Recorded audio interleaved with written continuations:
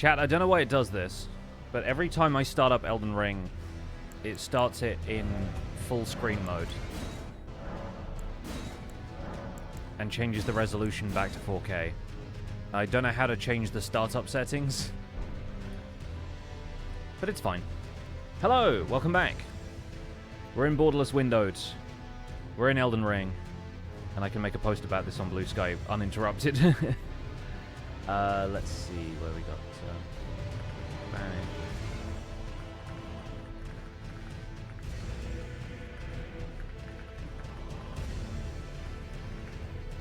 Elden Ring time, baby! So, today we are starting a brand new playthrough.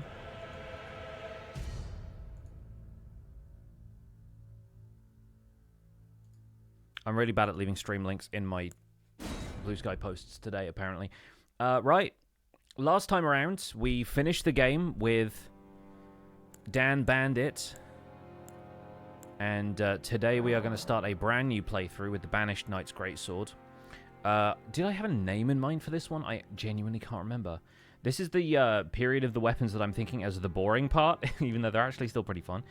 But I did not have, like, great jokes for all of this.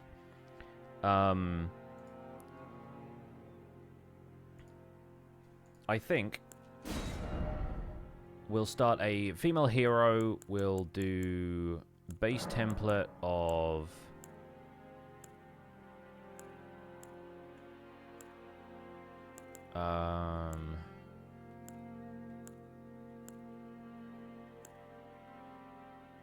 let's start Loner. I feel like I never choose some of these. Let's go with Golden Seed. Let's change a couple of things about the appearance here. We'll go mature for this one, I guess. Hairstyle is the main thing I want to change. I think the hair needs to be... I kind of like the bun. The bun is pretty fun. The hair just needs to be an interesting color, I feel like. And none of the default colors are quite doing it for me. Maybe we go something like...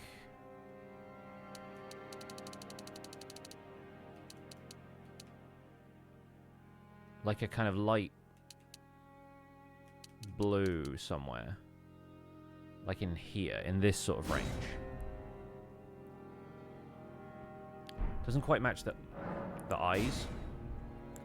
But then...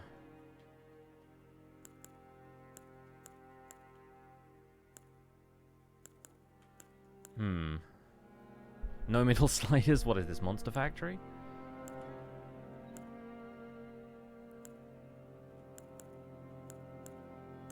Yeah, I think maybe we'll stick with the bun and the danglies. This feels very Ramona Flowers to me for some reason.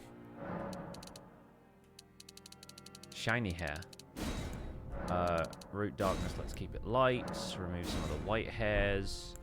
The eyes, I think we will change to something closer to this kind of purpley range.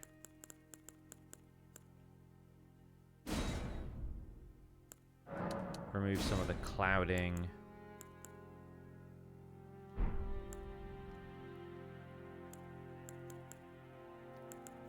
Is there a face template that we can adjust here? I like that one better, actually. I think I like that one better. Form emphasis. Strong form. Apparent age. Yeah, we'll keep that in the middle. Facial aesthetic. It's always a weird slider. We'll keep it as was. I think that's good. We can't quite see the hair right now, but this one's going to be Banished K. Sure, why not? Yeah, let's go.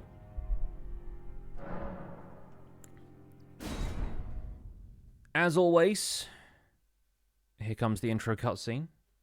Sing along if you know the words.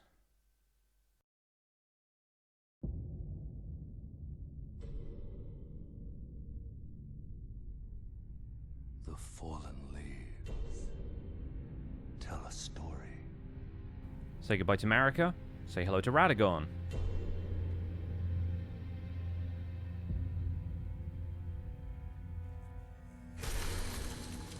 Yeah, we have a Banished Knight's Halberd coming up on the next shattered run, so I think that one will be Banished Keith.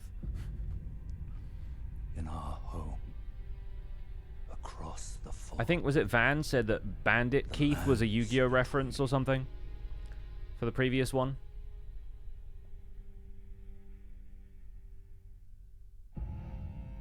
They all kind of look like Neblas. What is a Nebula? Queen This feels like a Marika D's Nuts eternal joke, Liara. I'm suspicious. is nowhere. Nebulas. Oh, okay. I don't know what that means either, but... And in the night of the Black Knives, Godwyn the Golden. Is it known who's talking in the intro? No, it's a kind of nameless narrator character. I don't think you ever meet somebody who talks like this. You know, like the Star Clouds? Yeah. Marika's offspring. What aesthetics, though? What... Claimed I'm just here going, what? Of the Elden Ring. Which part of the aesthetics?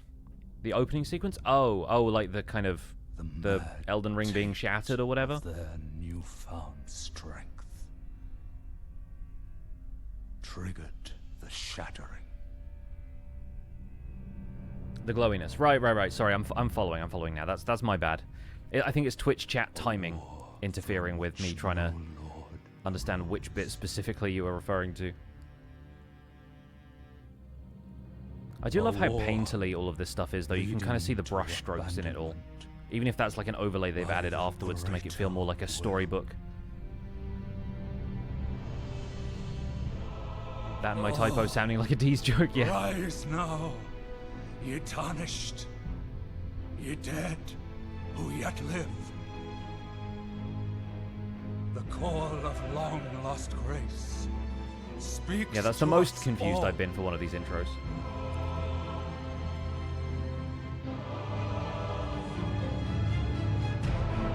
Horalu, chieftain of the Badlands, And his tiger. the ever brilliant. Yeah, his voice opening makes it impossible for you to take it seriously. That's entirely fair. Fear, the deathbed companion, I don't think anything about this game should be taken too seriously. the loathsome dung eater, Apart from that guy. and especially not him. Ogmir, Especially the not him. all-knowing. Him, his box of eyes.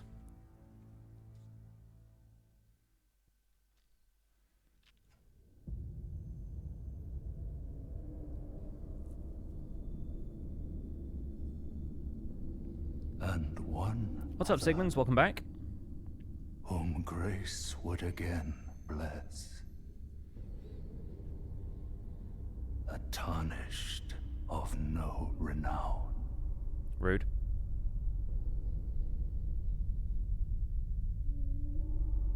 Cross the fog, Jacob Zonth, welcome in. the lands between. To stand before the Elden Ring I'll get my notes ready. and become the Elden Lord. Will do.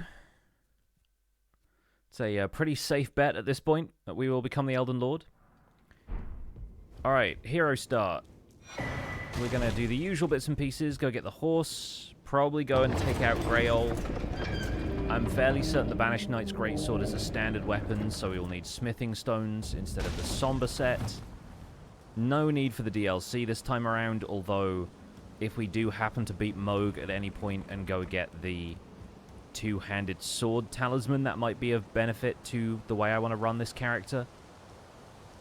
Because it is going to be a two-handed playstyle. There's apparently a unique two-handed R1 attack. Well, not a unique, but one that is shared by only two other greatswords. So that's one of the things that highlighted in the wiki article when I was looking this up. What's up, Smarty? Welcome in. I am having a good time because we're starting a fresh Elden Ring run. This is the 16th run of the Elden Ring A-Z, a challenge in which I'm trying to beat Elden Ring with every weapon in alphabetical order. And these days it only takes me 2 streams to beat the game. Oh, it's about 6 hours worth of playtime, so we'll see if that's true of this one. We do have to farm this weapon, though, so it might be a little bit tricky. What's been the most difficult weapon so far? That honor goes to the Arbalest, which is the first crossbow we had to beat the game with. and it is surprisingly difficult to beat some of the later bosses of this game with a crossbow, because the penultimate boss of the game parries crossbow bolts, or parries any projectiles, including magic projectiles, actually. And crossbows do not do a great deal of damage. They don't scale with your attack power. They have a variety of ammunition available to them that does different, like, status effects and stuff, but that's about as interesting as they get. So, yeah, we had to do that with the Arbalest. We've done several bow-only playthroughs at this point, which is not strictly bow-only because we were farming a specific bow, and I allowed myself to use melee weapons on occasion. But, yeah, the projectile weapons like that were definitely some of the harder ones because I tried to focus on using them primarily. How do you come up with such ideas? I'm not even able to play through it normally. I just love this game. I have like 800 plus hours in this game now, and it's always just a treat. So I just decided to come up with more ways that I could play this game on stream over and over again. And the Elden Ring A-Z was born out of that and a desire to play the game differently to how I normally play it, because every time I started a fresh character when I was drawn back to playing this game, I just used to play exactly the same way I did last time, and I thought, I'm missing out on, like, a lot of the content that the programmers decided, let's put a ton of different weapons into this game. It's sort of the point of the game, is to enjoy the combat. One of the points of the game, anyway. So we're going to be doing our usual thing here, buying the crafting kit. We'll probably top up on arrows while we're here, because pretty soon we'll be farming runes. As usual, the goal for today's stream is to get the weapon and then hopefully complete the rest of Varre's quest to get to Mohgwyn Palace so we can farm levels in between streams. And then maybe we'll end up finishing the game on the next stream. That seems to have been the pattern for the last little while. It may not be exactly how it goes this time, but we'll see. Have I ever tried speedrunning the game? I haven't, because speedrunning requires following a very specific, like, formula of what you do and learning exploits and glitches and that kind of stuff, and it's never really been entirely my... Oh, excuse me, sir. Never been entirely my playstyle. But at this point, I am getting through the game pretty fast with each of these weapons, so it's kind of a fun way of speedrunning in my own time, you know? Gonna force yourself to use a different build or weapon class in each of the playthroughs? That's fun. That's a normal way of doing stuff like this, I think.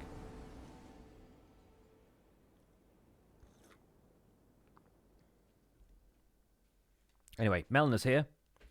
She offers us an accord. Have they served you? I can play turning to 80. You need to the foot.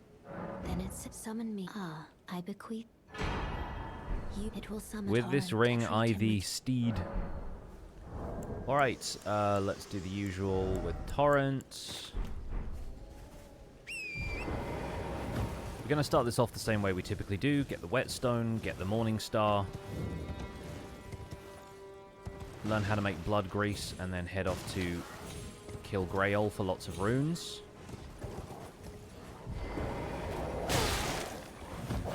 First time that wolf's hit me in a while. Also probably the last. Do you recommend buying the game even if you normally play everything on normal or easy difficulty? I don't know if I would recommend this game for somebody who is not interested in playing this game in like a struggle kind of way. Like,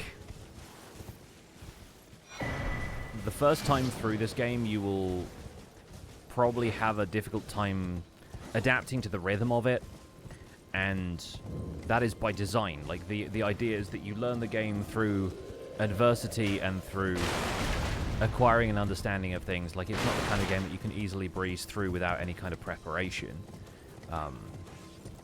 Doesn't mean you won't enjoy yourself, you just have to be prepared for a very different game experience than what you're used to. Offers an accord, ends up giving you a horse instead. Well, it has equivalent horsepower, in this case 1. I'm pretty sure that's a Zloy XP joke.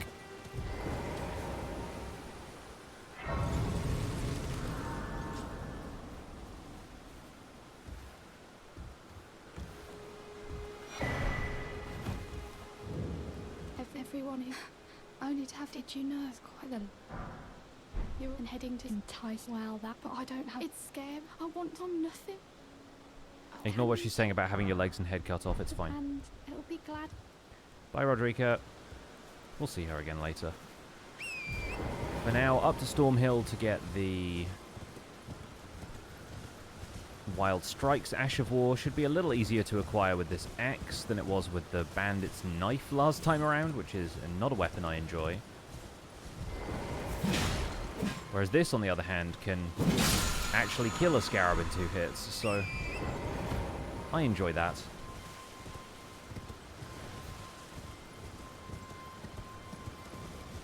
According to who, exactly?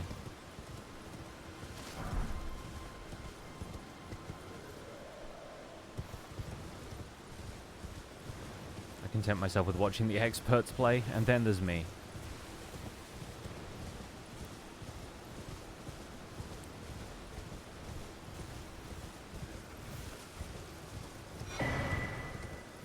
That I think we will need, considering I plan on being a strength build this time around.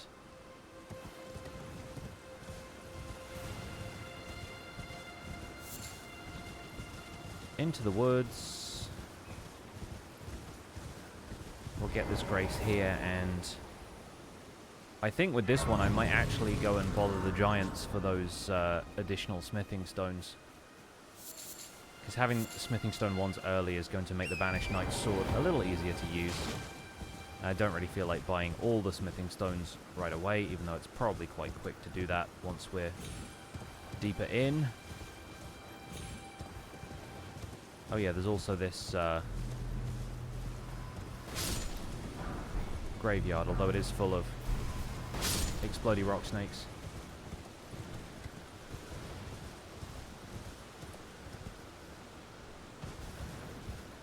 Alright, time to bother our big lads. Get wrecked, your Achilles tendon.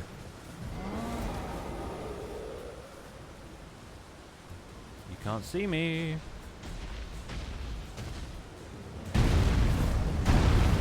Nice.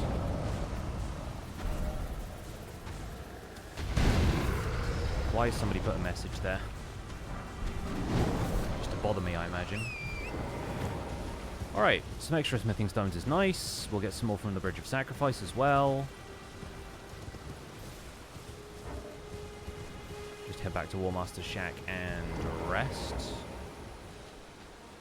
Hello, Banal. What boss are we fighting first?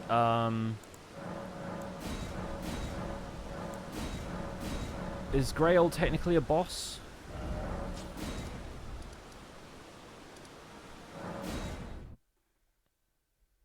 If not, then, I mean, we're not really fighting the Knight's Cavalry either. Knight's Cavalry is the first boss who we will kill. I was entrusted by Torrents. 'Tis a bell for call to summon their spirits now. It is. And then after that, probably Margit. I doubt we shall. How long will it be for the tarnish? Let's take the hero's headband off so we can see the hair a bit better. Although honestly, I think we're probably going to stick with the headband for now, and then we'll armor up later anyway. So this character's appearance is not going to be that important, because I want to do like a Banished Knight armor set, ideally, if we can.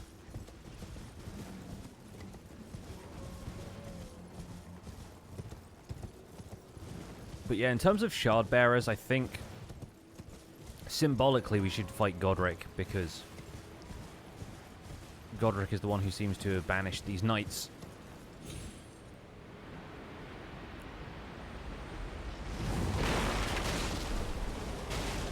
Unless there's more lore to them. I should probably read the item descriptions this time around to see what the deal is with the Banished Knights, because I would like to acquire a lot of their armor and weapons.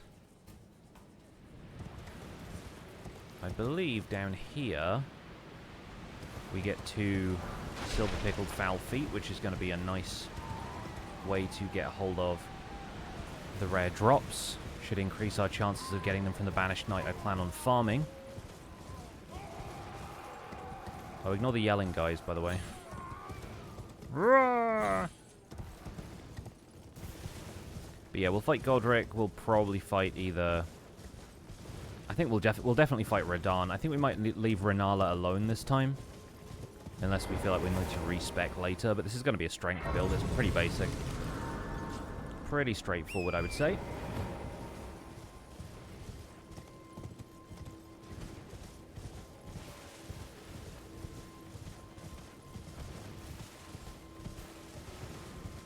Right, so we have that gold pickled Foulfoot. We'll head over here to get the Agile Lake South Grace. Cross over there to get the other gold pickled Foulfoot. Over the bridge to get the Morning Star and the other Sacred Tears, but then we can leave Weeping Peninsula well enough alone, I think, actually. Hope it doesn't take over an hour to get the weapon this time. I hope so. I suppose we'll find out.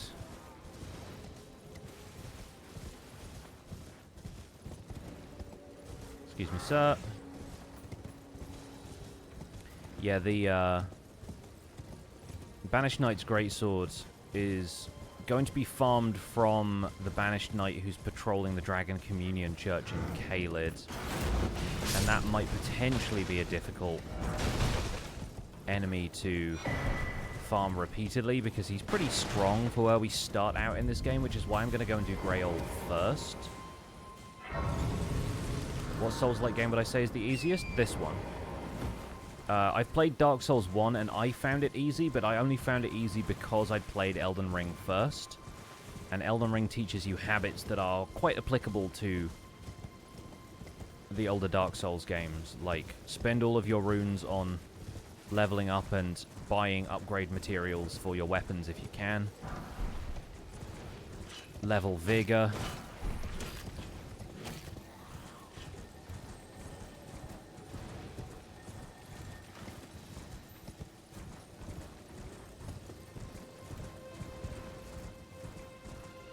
And don't level your stats flat. Don't, like, try to min-max where you can, right? But, yeah, in general, Dark Souls 1 is a shorter game, as long as it doesn't take you hours and hours of repeated tries to beat the boss, but you'll also find it kind of clunky and unresponsive. A lot of people found Bloodborne really fun, and some people really click with Sekiro, but I didn't. So I'm not certain if it's going to be everybody's cup of tea, because it was not mine. I really like the theme of Sekiro, I really like the style of it, but the gameplay is just not something I have the technique for, I guess.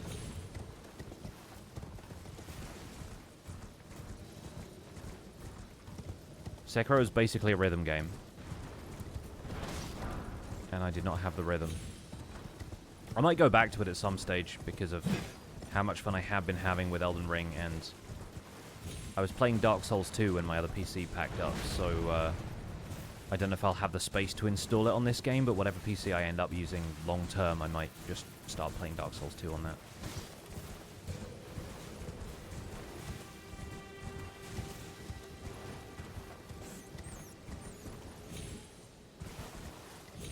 So here is Sacred Tier number 1. A Frabjous Day, Kalukale.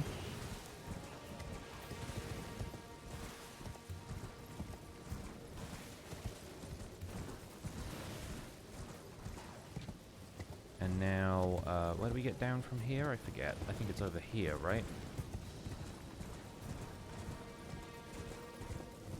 The Grace there is... I will get this Grace, actually. And I think there's a path down here. Hey, Vinka. DDR would be good to practice Sekiro. There are definitely people who beat these games with dance pads, so you're not too far off, I don't think. Oh, right, it's this pillar. This pillar is kind of the signpost I'm looking for. Because then we can hop down to this little platform here.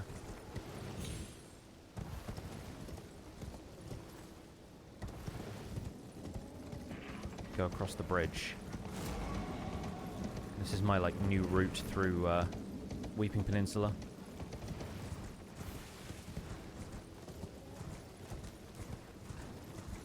Can jump down to the Spirit Spring for style points, but we won't.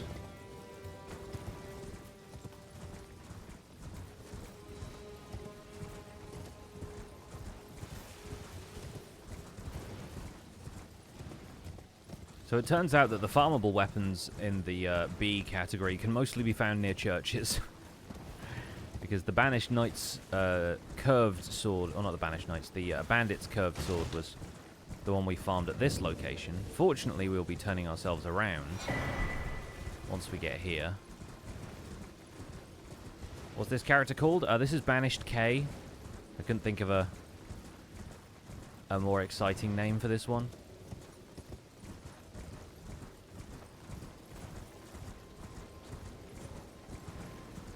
But if we think of anything funnier in the middle of the run, we might just fight Renala so we can change cosmetics. Although I think that can be done at Roundtable Hold with the mirror. It's just respecking that you need Renala for, so maybe we can think of something else.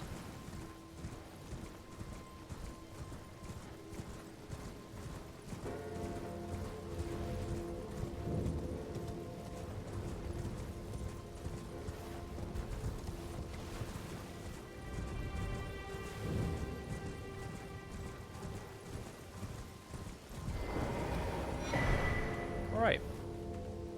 Grab this Grace in case we need to come back to Weeping Peninsula for any reason.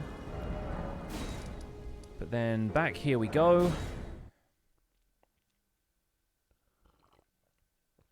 Off to Fort Height for the Blood Grease.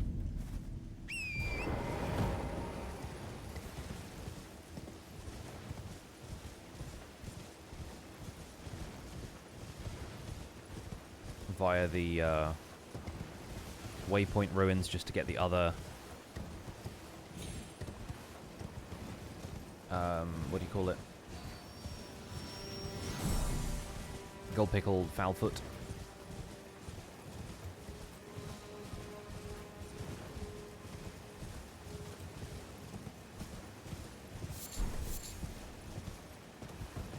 Those of you who've been watching many of these runs so far, what's been your favorite character name? I think Amogus for the Ancient Meteoric Ore Greatsword is up there for me, but I still think the Anvillain is my favorite. That was my favorite run for a lot of reasons. But I think the name is still one of my favorites.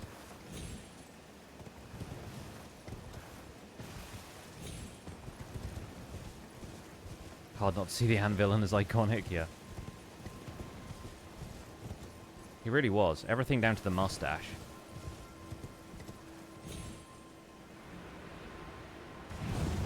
Albie Spelling? Albie Spelling was good. Yeah, I enjoyed that.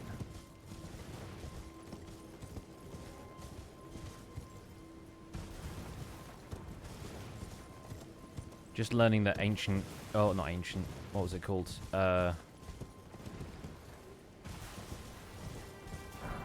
Great Oracular Bubble.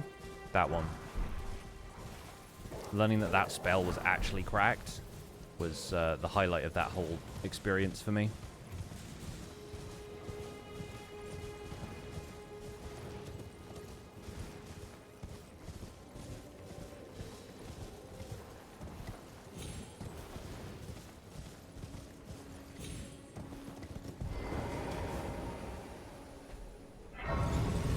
Albie Spelling cracked me up. Alright, let's go to Fort Height. Might actually be able to defend myself in here as well. Starting with the hero axe and stuff is definitely a good position to be in. If any of the guards here give us trouble, which they often do.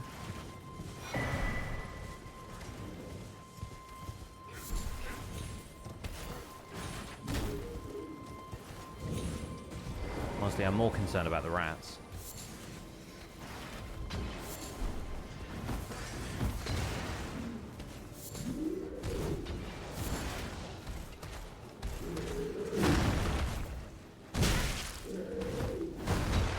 Pumpkinhead rarely follows you up the stairs.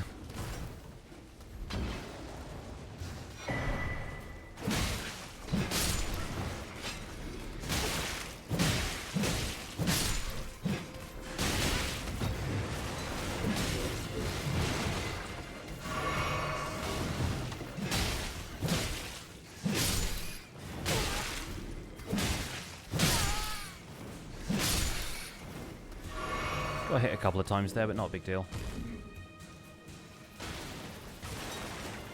Somebody out there's attacking something.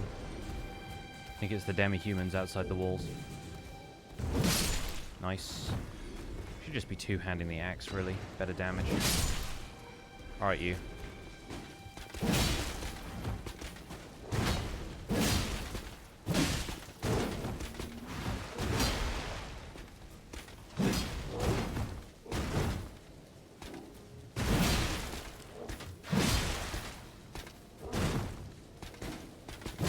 Get wrecked. Thank you for that. That'll make Kenneth Haidt very happy. Did like Virgo Mortensen. Virgo Mortensen was a fun one.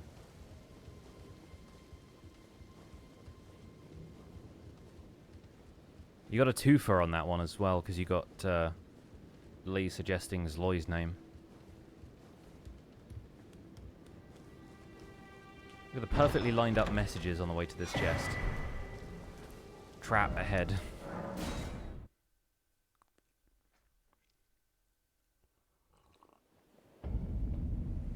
Okay, off to fight Grail then. I say fight, you know what I mean. Make sure we got that going on too.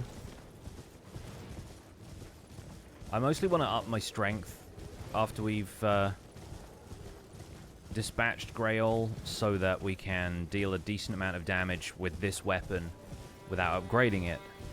And then hopefully deal with the Banished Knight a little bit more easily at the Dragon Communion Church. The story of Virgo Mortensen dragging his friend all around the lands between in search of knowledge, yes.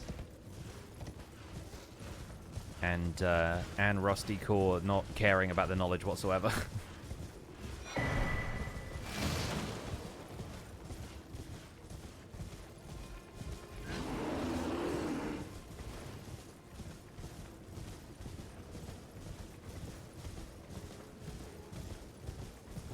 So this one and the Banished Knight's Halberd are going to be fairly straightforward playthroughs, but the one after that is the Barbed Staff Spear, or Sword Staff, or whatever it's called. Staff Spear, which is going to be a trip to the DLC for a boss fight, which will be quite fun. Against Jory the Inquisitor. It's not a remembrance, I think you just get the weapon as a reward from that fight.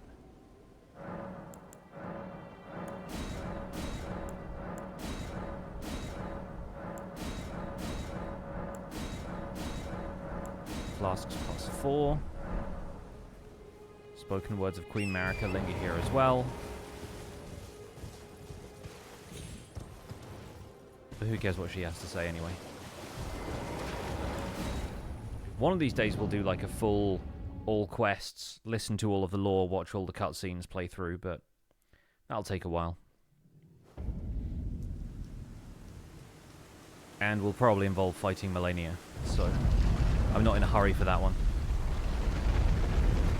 Yes, lore. It's all lore in this game. There's a YouTube channel that's called something like The Tarnished Archaeologist, where somebody does archaeological analyses of the environments in Elden Ring, and it's so interesting.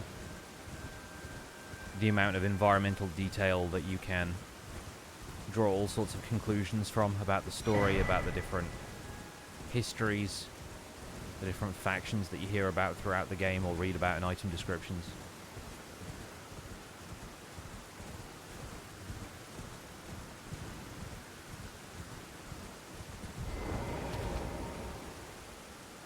Yeah, and considering the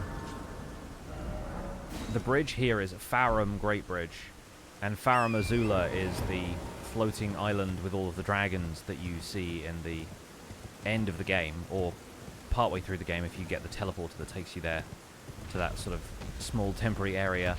But obviously Dragon Barrow is right here, and so you get the impression that this area of Caelid was connected to Farum Azula at one point. And then if you look at the architecture around here, it's all to do with these beast men.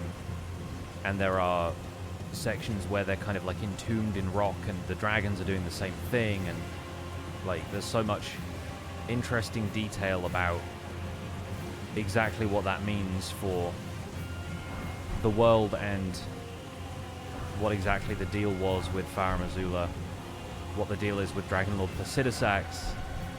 There's a few really interesting conclusions that you can draw from those small details.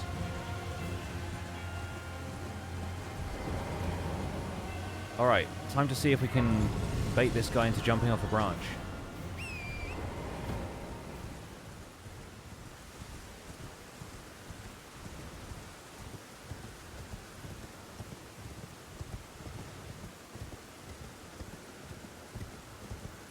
Oh, he mad. Well, that was the fastest that's ever gone bad for me. And now he's stuck on the bridge, of course. At least we got the grace. At least it's not like Dark Souls where you have to rest at the bonfire. This means we've got to skip this dialogue. To determine if you have. It seems torrent, whereas I may. There is, but I can take gathering place. Alright, and now we pass the time until nightfall.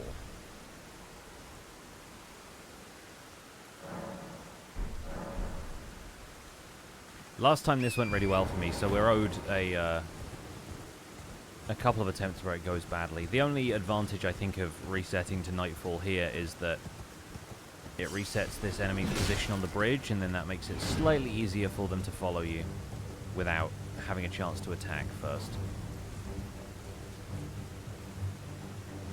We do have to wait for them to catch up here.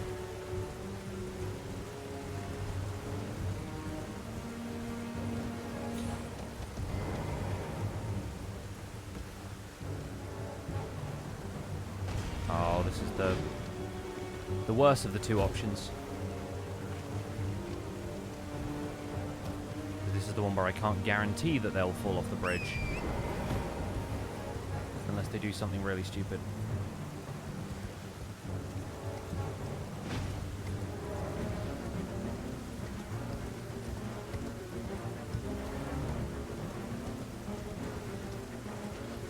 And sometimes they just despawn from this spot.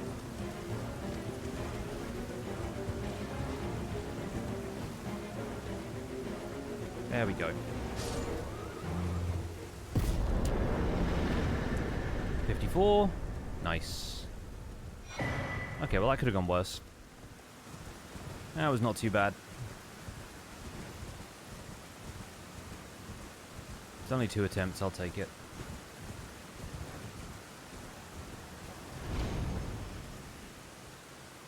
You just got to provoke them into doing this one jumping attack that means the horse has to take a step forward or something, and then, yeah, they usually find a spot where they can drop down.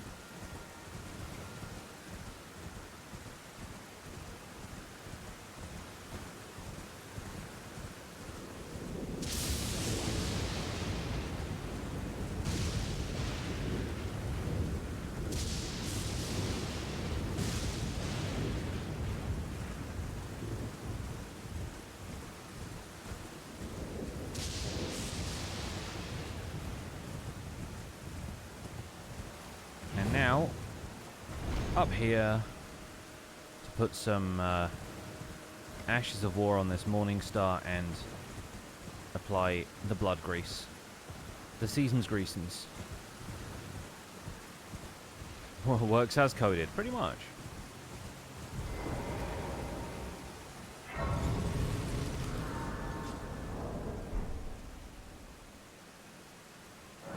So, we're going to level this up so that we have a ton of strength. I think we only need 9 dex. 38 strength is pretty good. We'll mix the Wondrous Physic now as well, just because.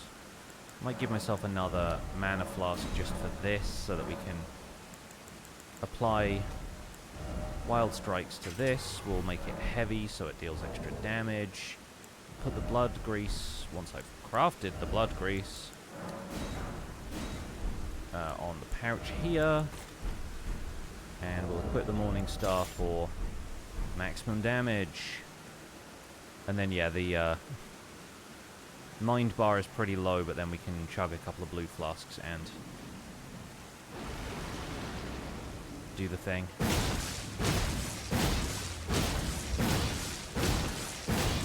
Dealing a lot of damage.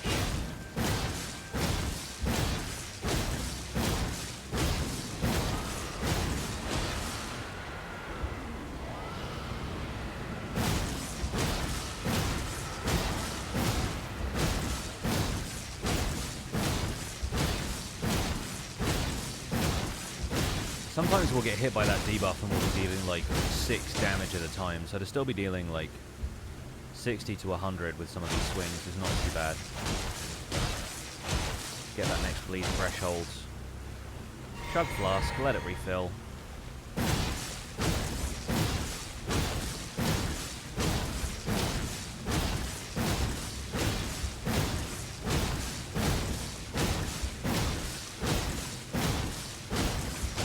Nice. Blood grease is about to wear off in a second. There it goes.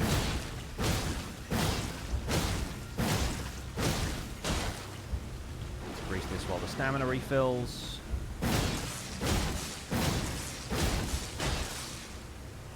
Get one more of those. Bleed threshold kept up pretty well.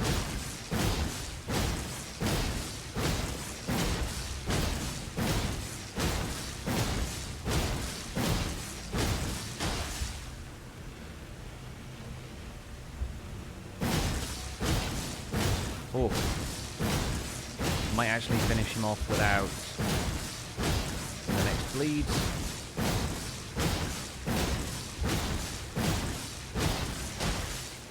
Looks like we need it anyway. There we go.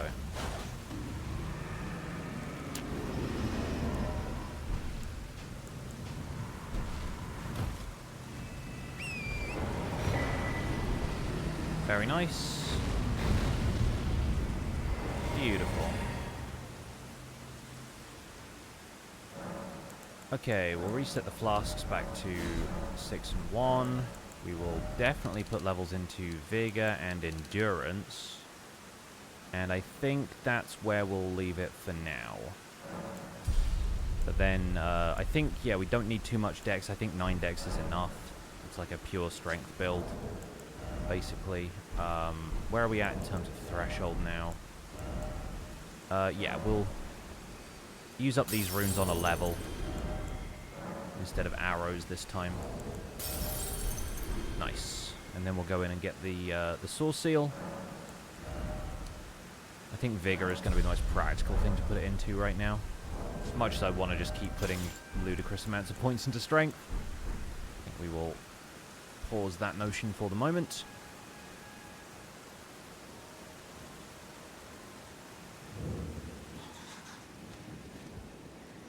Despite our ludicrous amount of strength, we're not going to be able to put a ton of hurt on most of the average stuff we fight here, simply because the weapons are not upgraded. The fact that I am poisoned matters very little at this point. Just funny to be stinky and green for a minute here. Right, now we have access to the Altus Plateau anytime we want it, which is still so funny that you can come to 2 separate locations and then be like, alright, mid-game.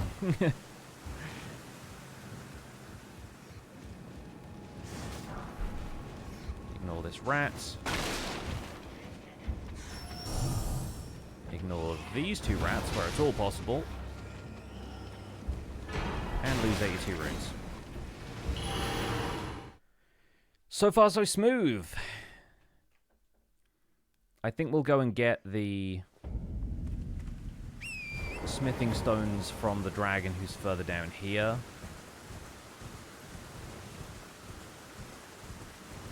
And then we'll double back to get the Sacred Tear at Church of the Plague and the smithing stones that are on top of the skull there. Because that's the thing I forgot to do on the last run, and that was why I was confused. I had +8 flasks when they should have been +9 or something. This one up here between the trees is the one we need to provoke into following us.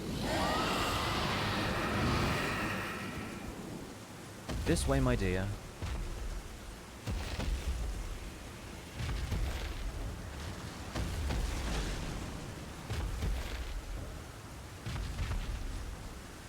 I think we're going to have a great time fighting the falling star beasts with the sword that I plan on getting.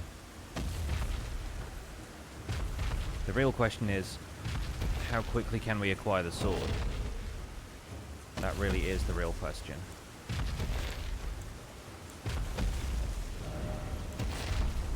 We'll need those for a little bit later on. Ignore how menacing this is.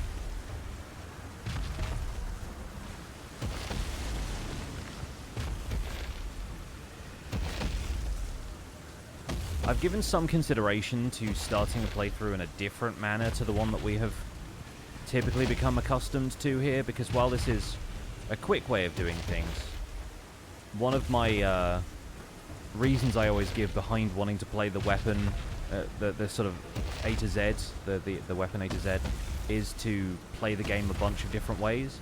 But I recognize that it does feel like we are playing the game the same way up to a certain point over and over again, and then once we acquire the weapons, we end up playing the game the same way until we beat it. And I don't know quite how entertaining that is 400 or so times. So while obviously Grail is a nice easy way to get a huge amount of runes very early, I might consider doing a more intended path through the game, or like try a couple of other more challenging ways of getting around.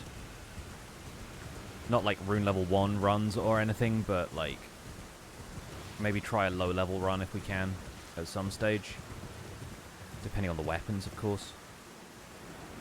I can see myself doing that with like the Cestus, or a weapon that I'm like fairly familiar with and I know I can get OP with. Keeps it interesting for me. Yeah, I think I'm more interested in keeping it interesting for everybody else. Like, I could play this game this way hundreds of times over by myself, but I want to make sure that, first of all, everyone else is having a good time, and second of all, that the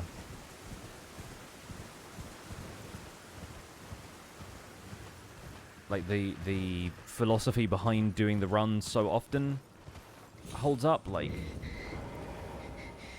the idea that we can play the game a bunch of different ways doesn't necessarily make sense unless you play the game a bunch of different ways. But it's really just about the weapon style. It's really just about, like, what each weapon brings to the game in terms of its overall character. Right, so, unusually for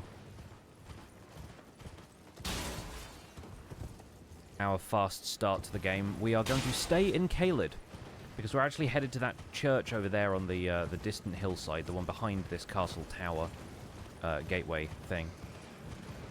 As long as you're enjoying the path, that's the ultimate point. Variety is cool, so is watching someone perfect a path. That's fair. I suppose you watch speedrunners play games over and over again exactly the same way, so as long as I'm keeping it entertaining for everybody, that's fine. Very demure, very mindful.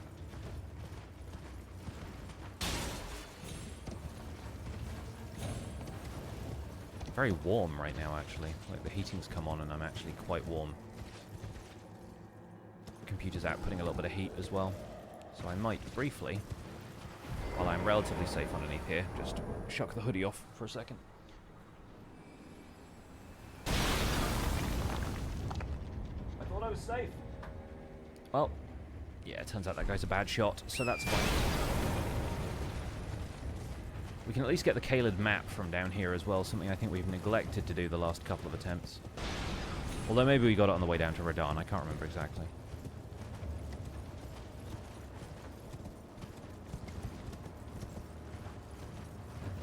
Might end up buying some armor from that merchant in a bit, because he has the helmet that looks like Solaire's helmet from Dark Souls 1. I think there's a couple of other Dark Souls characters that it resembles, but I'm not too familiar with the other NPCs quite yet. So we're grabbing this Grace.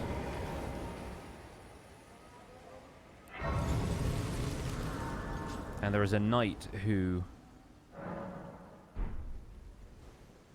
respawns here, goes through this doorway, and has the full Banished Knight set, including the sword. And he's quite strong. And has a shield. So we have to get good at fighting him.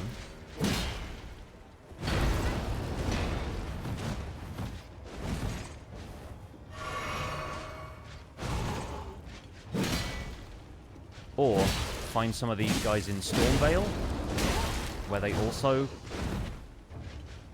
have banished knights like this guy.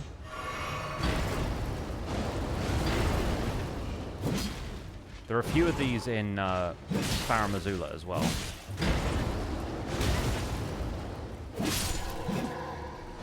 But yeah, we've got to make sure we can take him out. He delivers you an entire payload of flasks by himself, which is absurd, but a thing. And so yeah, we're going to be fighting that guy over and over again, which will probably get me some runes, to be fair. Other things we can do, take this flask, pop a foul foot,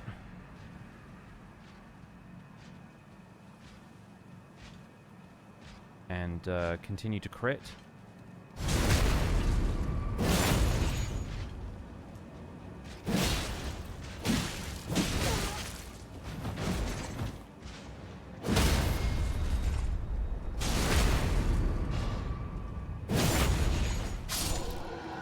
Items. Back to the Grace we go. Not quite as quick as the skeletal bandit was, so mostly just got to make sure that I don't end up getting killed, because then that is not going to be all that helpful for my silver little foul foot.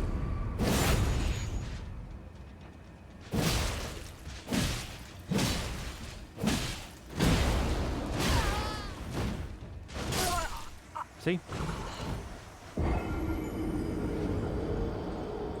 This guy's pretty dangerous for where we're at right now. And the fact that I put 38 points into strength and only 8 or so into vigor is not ideal. But, you know, we'll keep going. We'll do what we can. We're just going to have to fight this guy until he drops the sword. And then ideally, once he drops the sword and we can level it up some, we can continue to farm him for the shield and the rest of the armor set, because I like this armor set a lot. Oh, yikes. Ouch.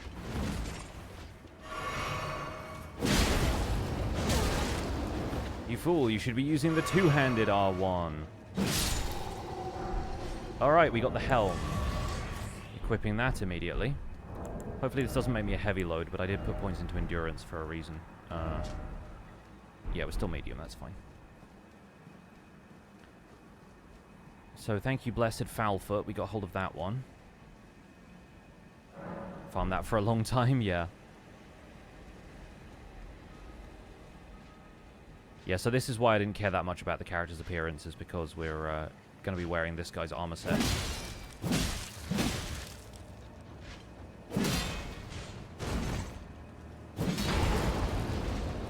Yeah, he has that AoE that really, yeah, true combos you as well, and really prevents you from doing too much behind him.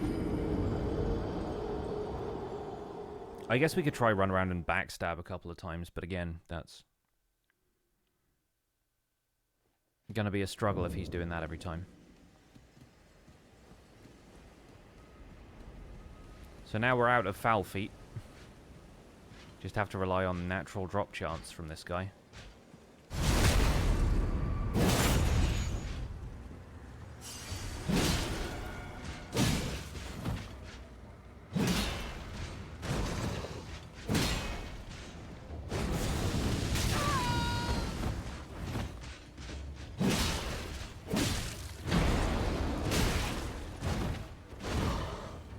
He's got that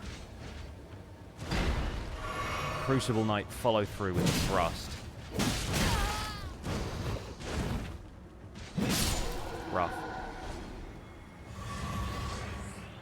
At least it's easier to spot when he drops an item compared to the bandit skeleton, because the skeletons always give off those like soul particles when you kill them, right? This guy not so much.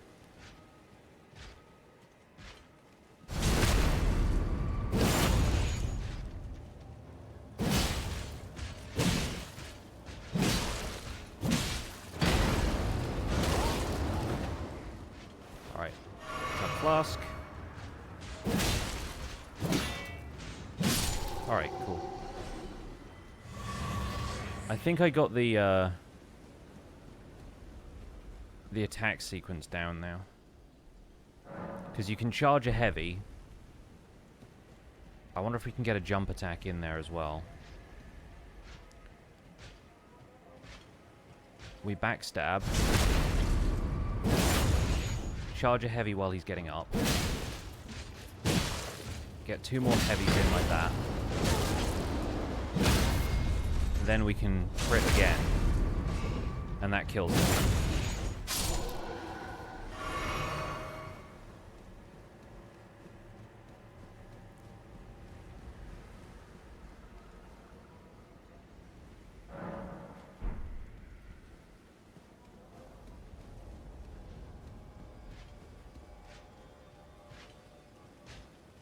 Looking forward to being able to one-shot guys like this.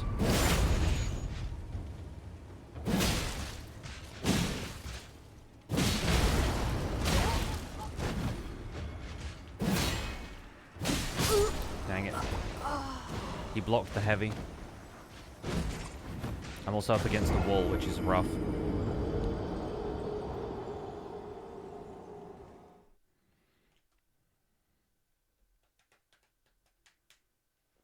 Definitely harder to fight than the skeletal bandit was.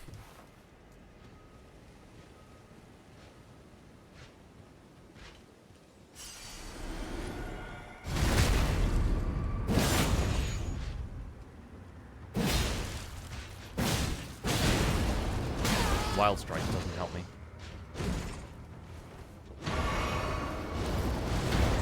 That one helped you.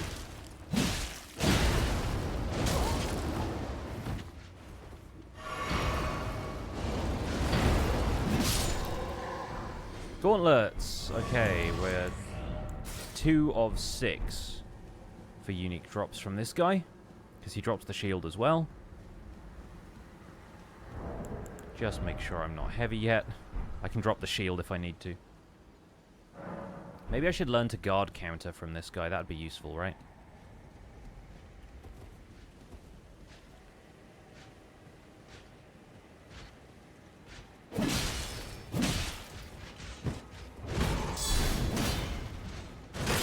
Okay, that's how you get guard broken.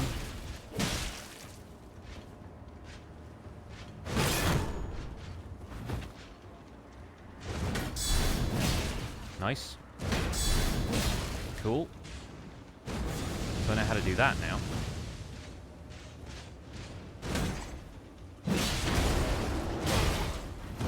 Doesn't help me if I get killed, though.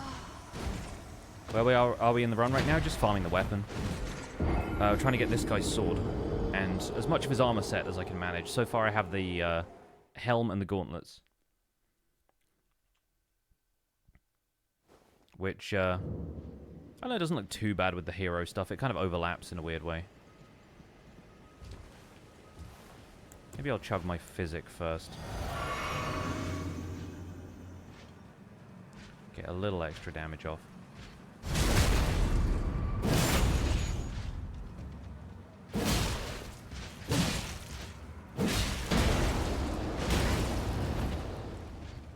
Run back here, get the runes.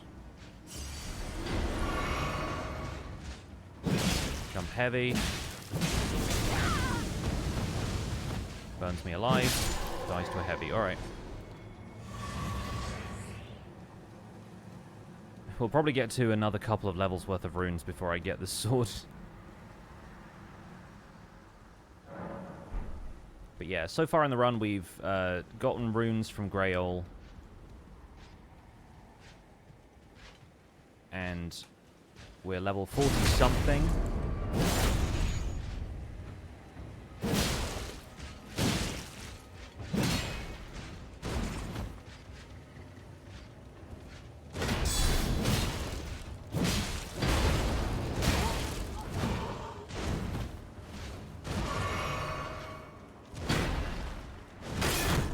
Ouch. Yep, that was definitely going to break my guard.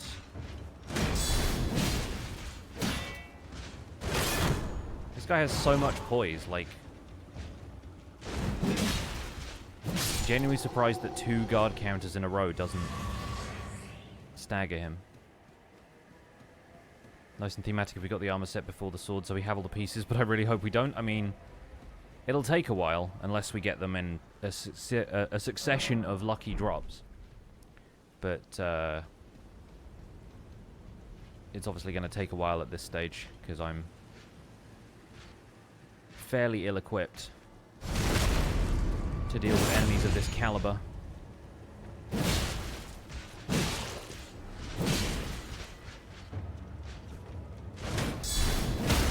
Nice, okay. A couple of heavies first, and then a guard counter does it. So, that's good. If only I developed this formula before I used the item acquisition buffs. I can't remember where you get the other silver pickled foul feet, but they're not particularly common. You buy some from Gostock, I think. Or I guess you get the recipe for them, but that would require me being able to farm birds somewhere.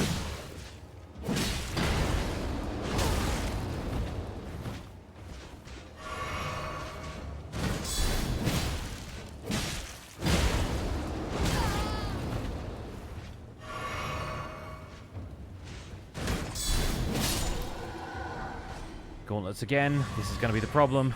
You get duplicates. Yes, we are ill-equipped because we're trying to get the equipment from them. That is true. We'll probably end up doing Castle Morn at some stage because getting the... Oh no, it's Stormveil that has the guard counter talisman, right? The guard counter talisman might be good if that's the playstyle I plan on going with, but I'll be honest, right? Guard counters, while they're useful against some bosses, I feel like they're a playstyle that works best when you're just exploring the open world instead of going on the critical path, and at this point I sort of feel like most of the challenge of the game is going to be in the later stages where guard counters aren't going to be that useful. But then again, Morgott. Like, I had so much trouble with Morgott as a dual-wielding character, and I feel like if you just parry or stance break the guy with guard counters, he'll be a little bit of an easier takedown. Coming at this guy like Jason Momoa in that one picture.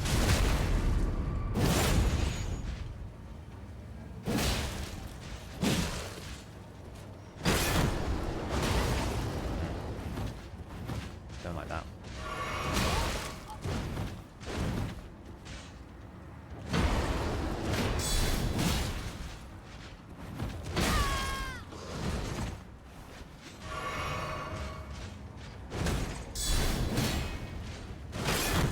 Trading shields at this point. I wish he would trade me my his shield permanently. His shield's to be my shield.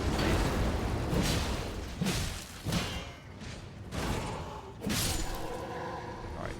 Nothing from you this time.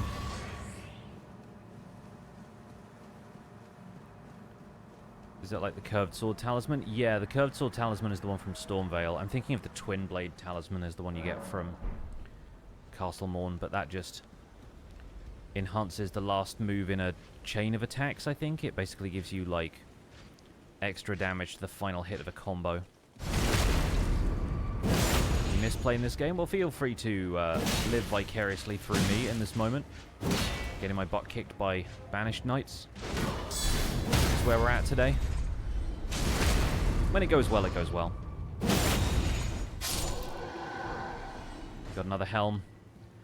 We now have duplicates of both the armor pieces we've received. This is terrible.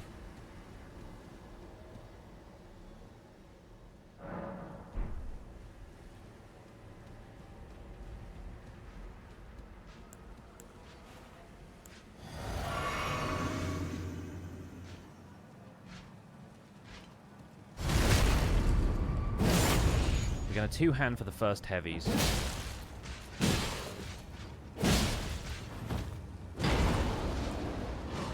And then avoid this.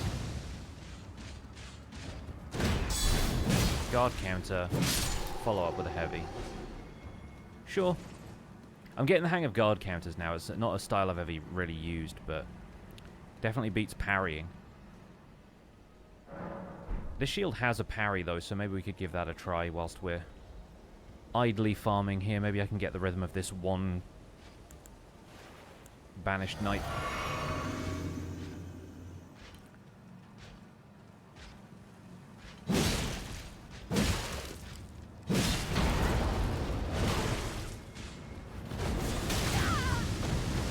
Or maybe he can just light me on fire again.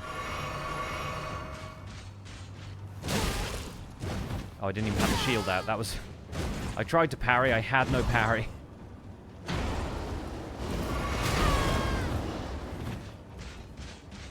Parry the platypus.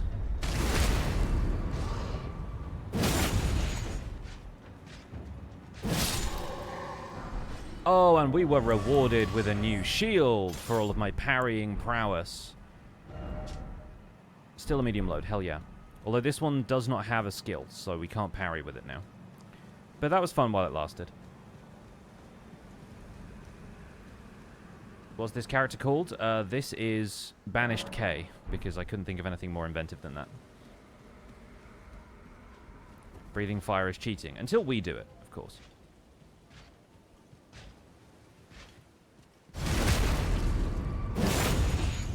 This is going to be a strength build, but considering how much time we're spending at the Dragon Communion Church, I'm actually kind of tempted to get into dragon incantations as well. That involves a lot of arcane and faith investment, unfortunately.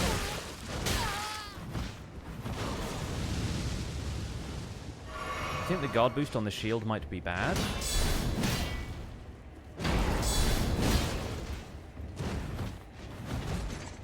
But it does block 100% physical, so that's kind of good, actually.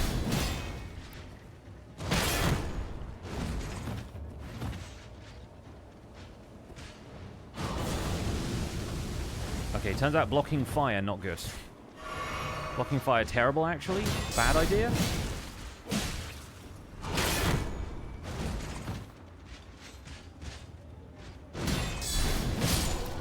Okay, cool. Guard count is nice.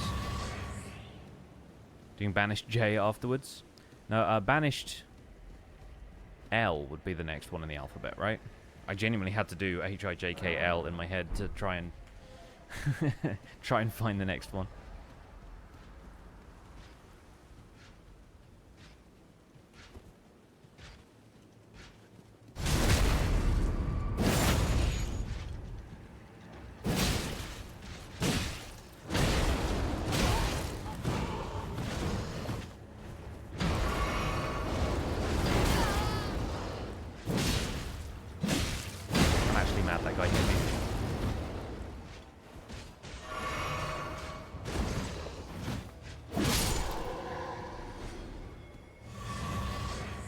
The song has a checkpoint at H. Yeah, exactly. There's a save point halfway through that song. It's really funny asking somebody to recite the alphabet and hearing them still rush through the LMNOP part because of the song.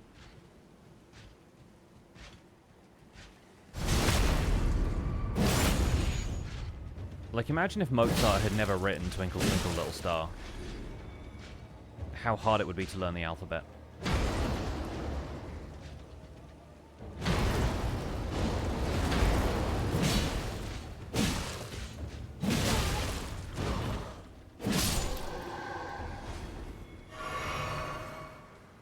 Letters later we get to Banished Yay. I'm looking forward to getting to Banished Yay just in this playthrough.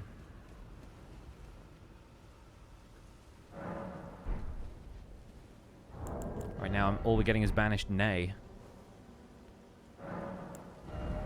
More strength? Absolutely not. More health? Sure. Had no idea Mozart wrote the alphabet song. Just made me realize the ABCs is to the song Twinkle Twinkle. I mean, pretty much. Like, it's roughly the same. It's been adapted slightly.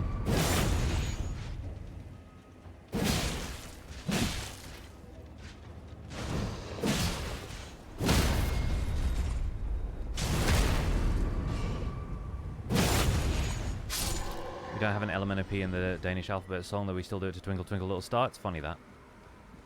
It's even weirder in English because in American English, the letter Z is Z, and so it rhymes.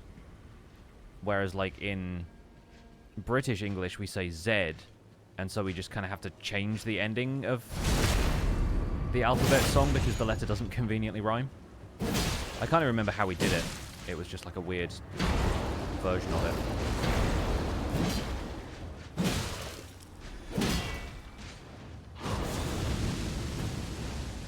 God counter time.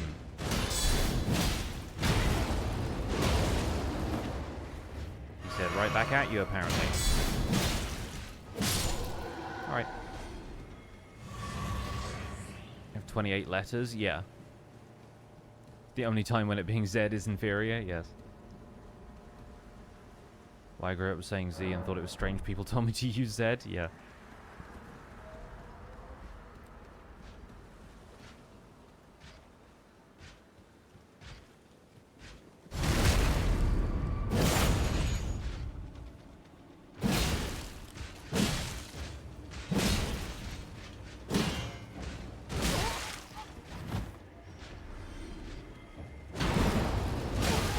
No, dude!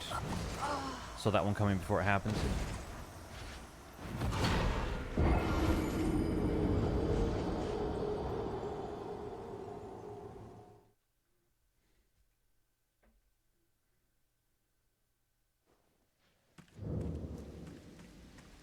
Again.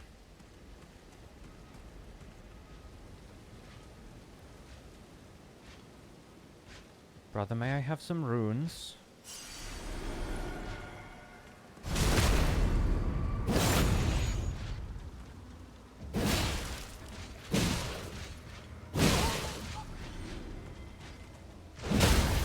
Yeah, that's what you get. Hungarian alphabet has 44 letters. Good luck singing that. You need like a full-length song at that point. No more nursery rhymes. We need to set that one to a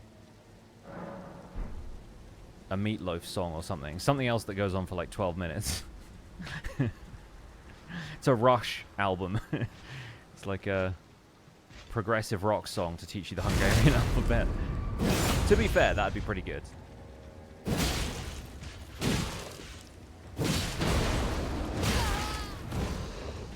I would have a much easier time learning other languages if they were set to the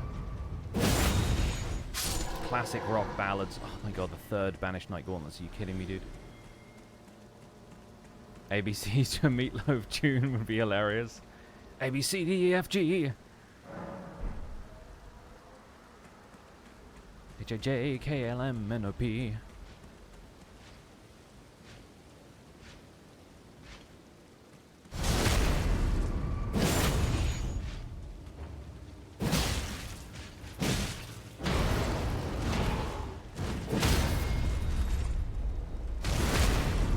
Please reward me with an item, dang it. I don't deserve a reward, I couldn't speak for a second there.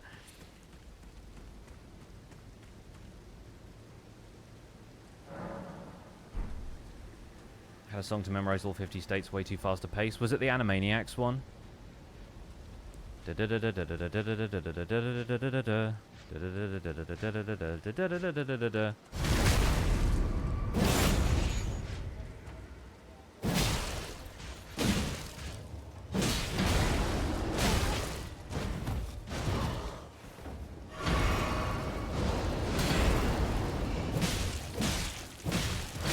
Oh my god, you have the magic pixel.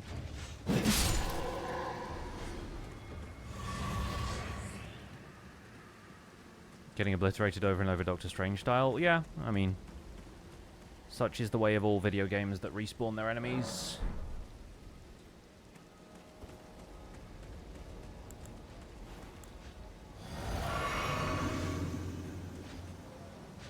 He'll probably poise through anything when I try to, like, wild strikes him, right?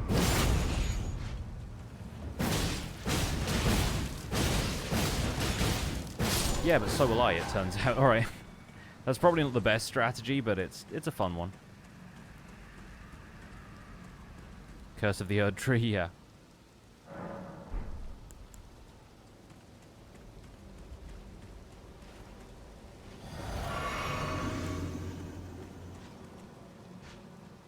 So we get the backstab. And then we just start with wild strikes.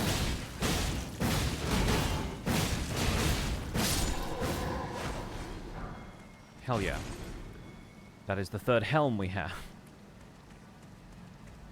What do I have to do to get this man's pants?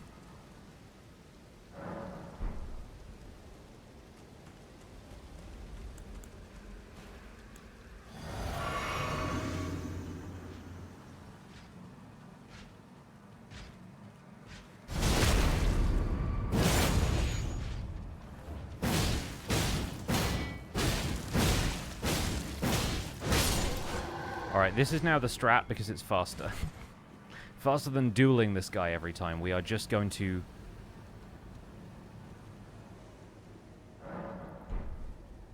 tank through it all.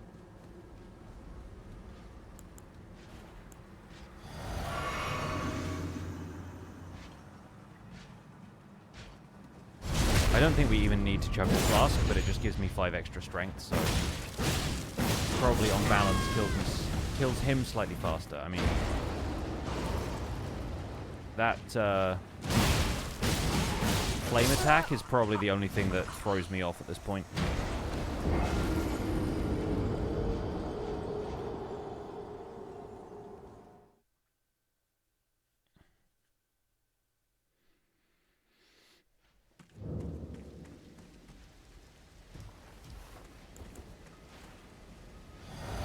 No, I will need the axe, thank you. Please don't unequip that.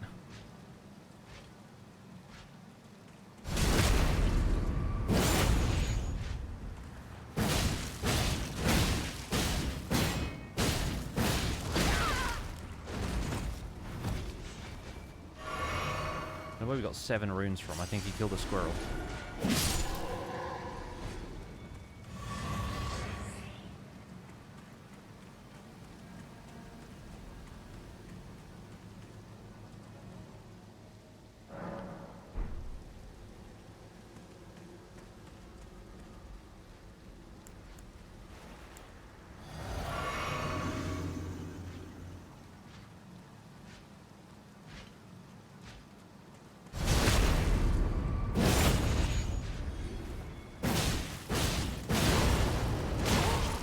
That one also jogs us out of wild strikes. So not exactly a favourable matchup, but we can improvise if it goes afoul. I wish I had a foul right now. Foul foot, a gold pickled, a silver pickled. Anything pickled at this point I'd go for.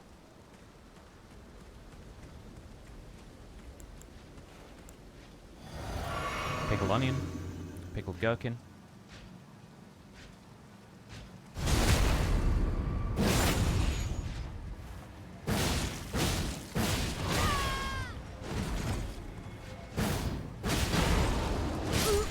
Alright, alright, alright. We're pushing it.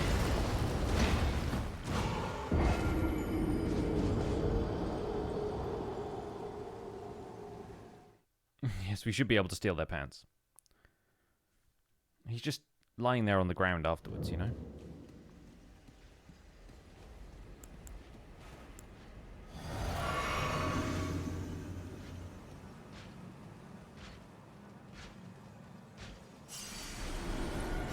Yeah, I don't have the recipe for the silver pickled foot.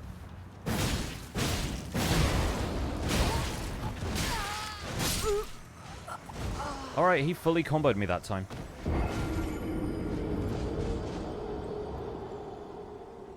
Yeah, we're doing this as early as we possibly can, which means very few crafting recipes at this stage.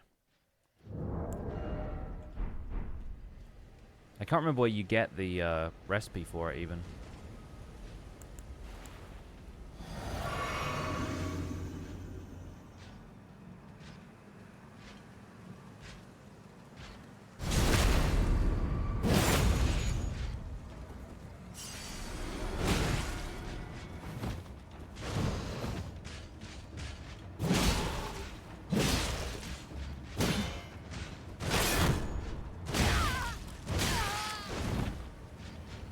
No, dude.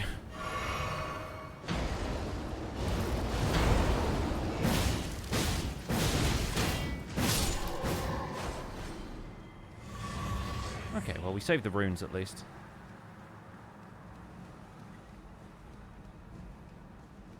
But yeah, this is much harder to do than killing that skeleton over and over again. My health bar isn't even longer than my stamina bar yet. Which weapon run is this? You can check the title for that.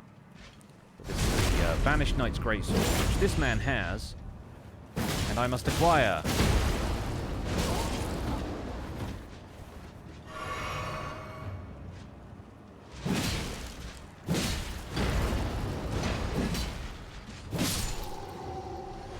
But not today. At least not yet.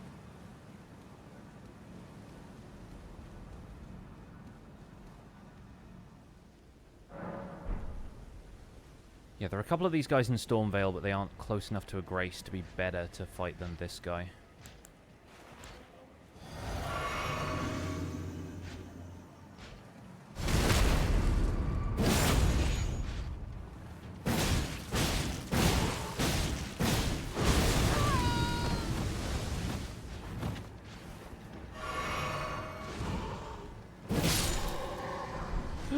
We got the armor set. We got the suit of armor. Oh. Oh, now we got our legs out. Because the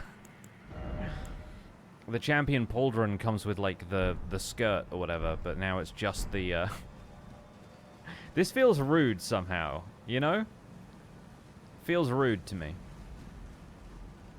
Also, can I unalter this? I guess I don't have the needle yet, right? Because this is the altered set. I want the one with the, like, the full cape.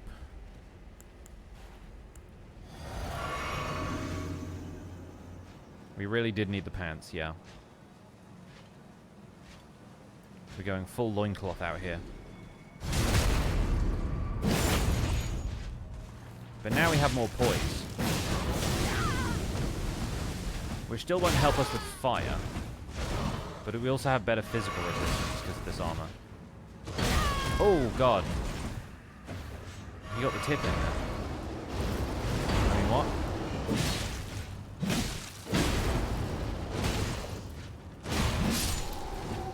what? Okay, not to worry.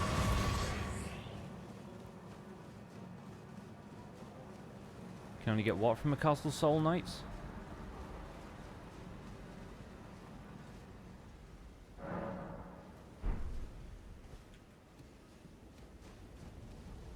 The unaltered armor? Oh, weird. Yeah, that's very strange.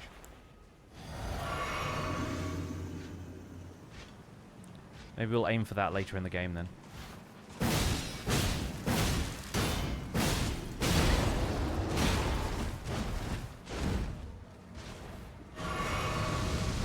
Can't reach me.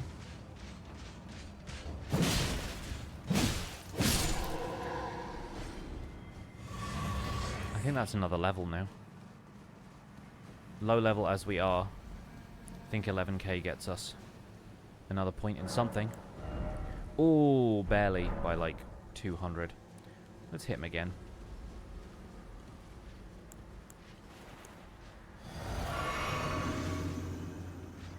Sneaky, sneaky, sneaky.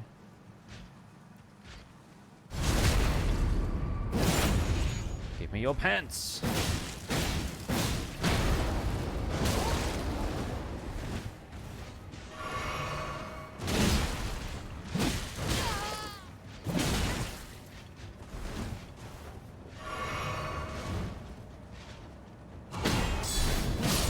Oh, the fact that we can... Oh, yes, yes, yes, yes, we have it, we have it, we have it. Oh, makes me a heavy load.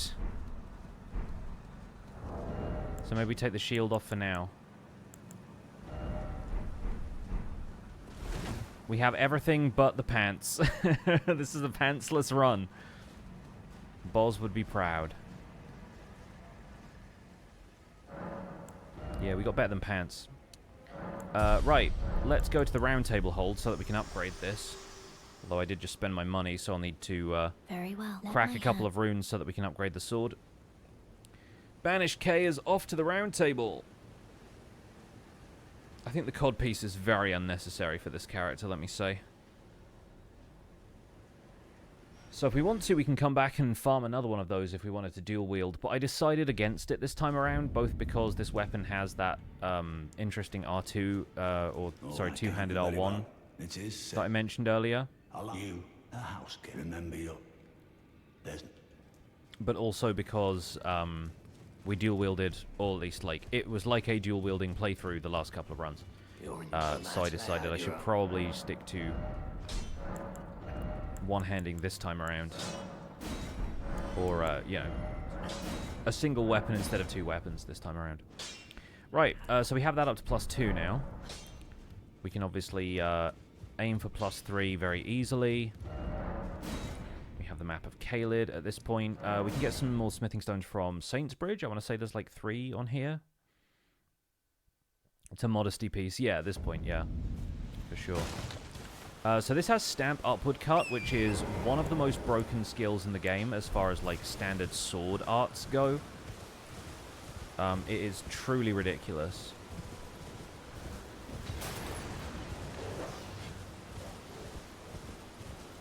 Especially on like average dudes. But it's doing pretty decent damage at this stage. It scales pretty well with strength, this sword, so we'll have strength stats. Can you hear me? We'll go and help Alexander in a second. Because I think if we stick with weapon skills like Stamp, Shard of Alexander might actually be really good for this build.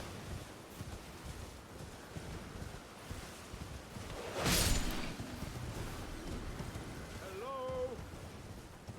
Can you hear me? Help! I am these. I just give, and I'll Don't dally. give it your all, I.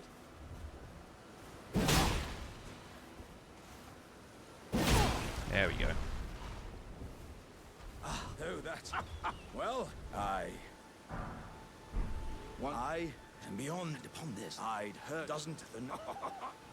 Alright. He's off to Caelid's. You generally don't need to save him there, but it's one of the things that gets you Exalted Flesh, so I figure why not.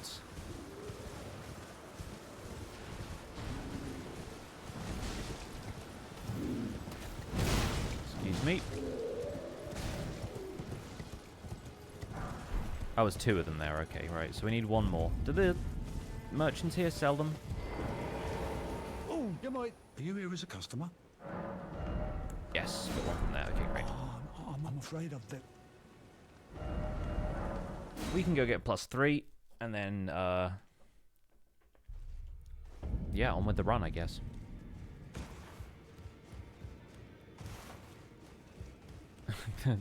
The butt being out just feels like... Well, I took you no matter. Lay out your own. It's a lot, you know? Oh, insufficient runes, right. That should be enough, yeah. Great. Alright, let's go fight Margit. Change the title to Beating Elden Ring with No Pants. Just my boots and a smile, baby!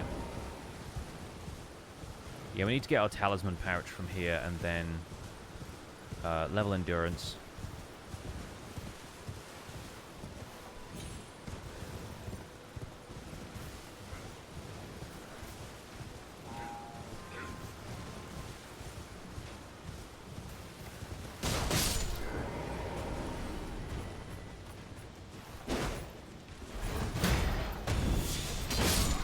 See? Absolutely absurd.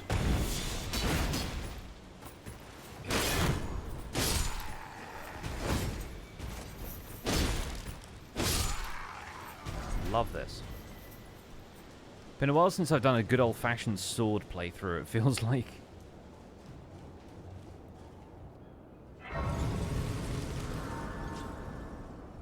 Margit might have a point with the foul tarnished bit this time. Oh, I don't know about that.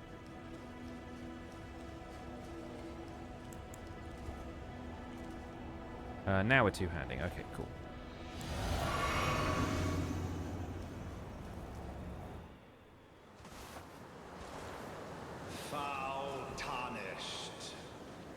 I thought my butt's going to be out in all these cutscenes.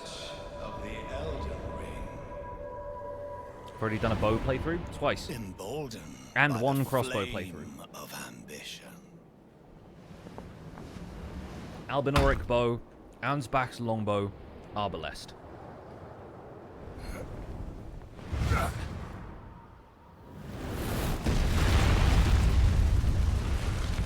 Can't believe you missed those. They're on the VODs channel. Someone must extinguish. Also, I love the fact that the trees in the background of this are yellow, kind of implying, hey, this guy's from the Altus Plateau. Anyhow, let's fight Margit.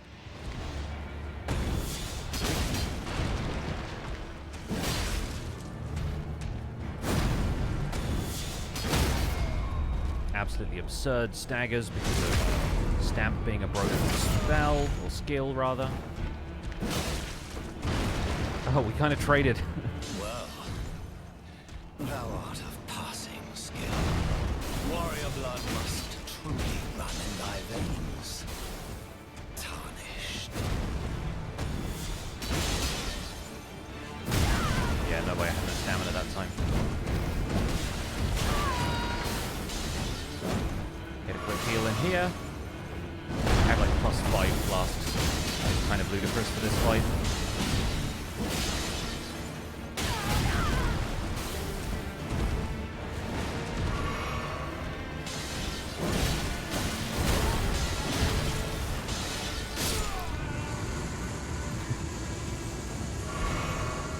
Not the most stylish effort in the world, but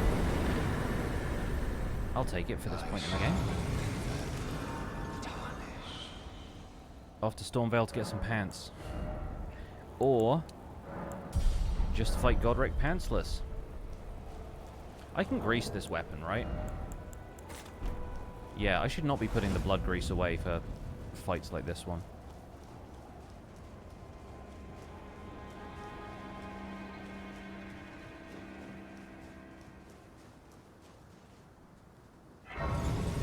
Margit's gonna send his gang to bully me? Yeah. He can send his gang. You there? It's tightly. The guards, you'll breach the... Well, but of course. Do I look like somebody who breaches the castle undetected? The clap of my cheeks will alert the guards. The gate! Open the gate! Alright, let's beeline it to Godrick. After getting absolutely destroyed by all of these, of course. Alright, I think we're clear. Say hello to the Omen Lion. Hello, Omen Lion. Hey, they've got my shield. But these are unbanished knights.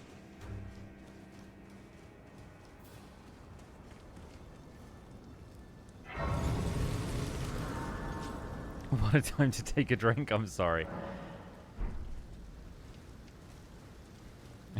Seriously though, it's so distracting. I need to find somewhere to look. I did not mean for this to be the case, but I genuinely have no other pants options currently.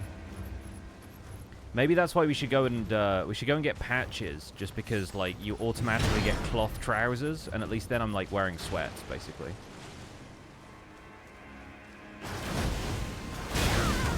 I knew one of them was going to hit me. May as well have been that one.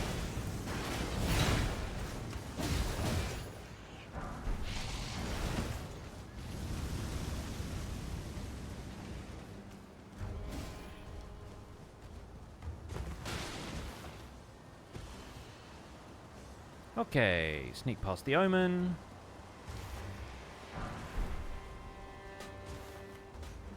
Grab the left side chamber grace, do the thing, fight the man, win the day. I think we'll say hi to Nepheli this time around though. And there is a golden seed down there that we might as well get. Just involves fighting a couple of birds.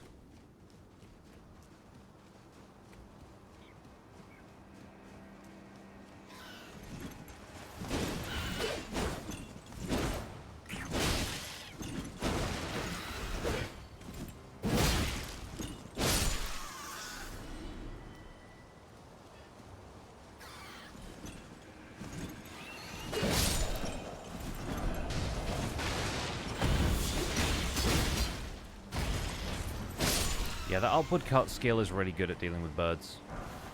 Wasn't as obvious because I was too busy being crowded Be by proud. pop-ups, but... You are You're Oh, hey, more unstable, smithing you stones. Well, tarnished I am the I'm hereby how utterly this graft is tainted the... If you ask your the winds run, I'm certain... I'll pass fellow down whatever. Alright, Nefeli is now on deck. We'll get the golden seed from over here. Might as well just run past these guys, but could also fight them. Just in case they drop any trousers. I mean, obviously the Stone Digger Troll won't, but...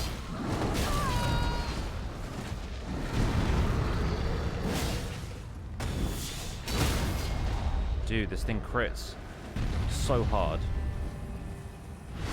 And somehow I managed to get that despite him being right up against the wall.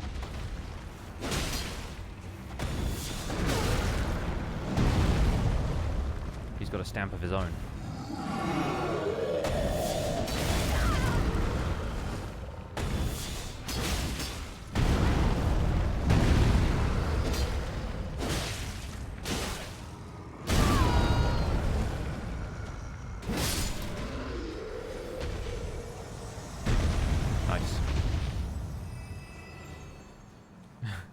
Elden Jeggings, yeah.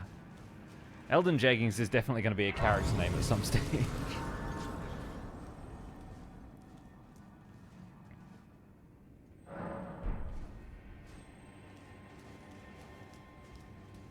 We could summon Nefeli for this one, but... Instead I'm going to be overconfident and fight Godrick solo.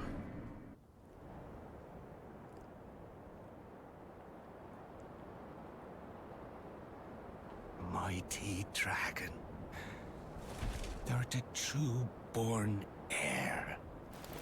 Lend me thy strength, O kindred.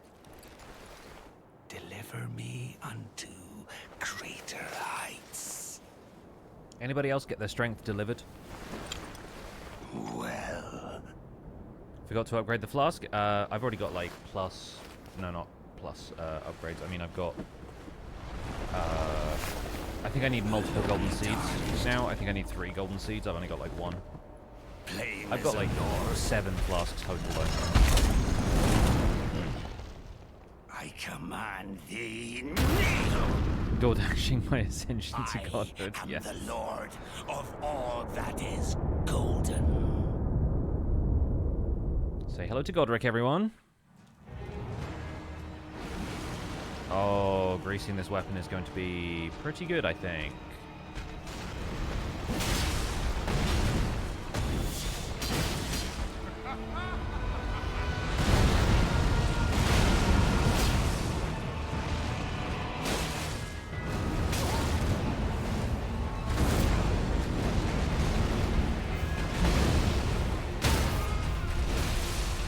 Explain to me why I get flashbacks every time he does the storm skill.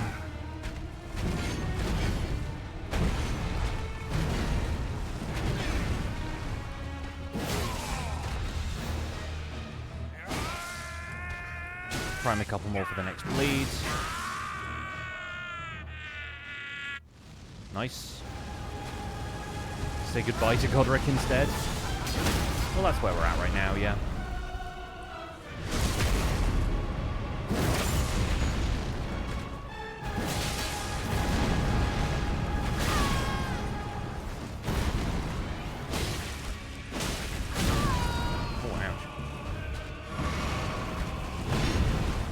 Another blood grease on this one, just for a little extra free damage.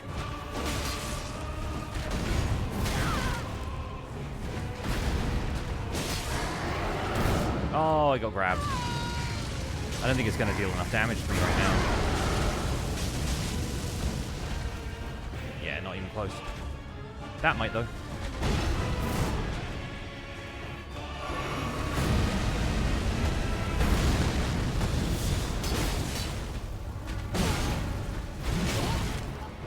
I am the lord Easy enough. of all that is that Margit delay on his swing. And that's what Margit teaches you, is to look out for delayed attacks in boss fights. To our home, bathed in rays of gold.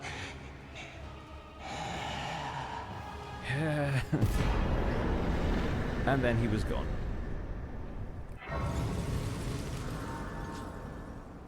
Okay. So, flasks. Oh, we do have the charges. Huh, fair enough. Fair enough. Not that we needed them, but worth having. Right.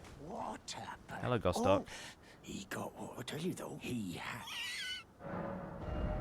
We'll buy a couple of these just because at one point we needed them. And, you know what? Yeah, let's buy some pants.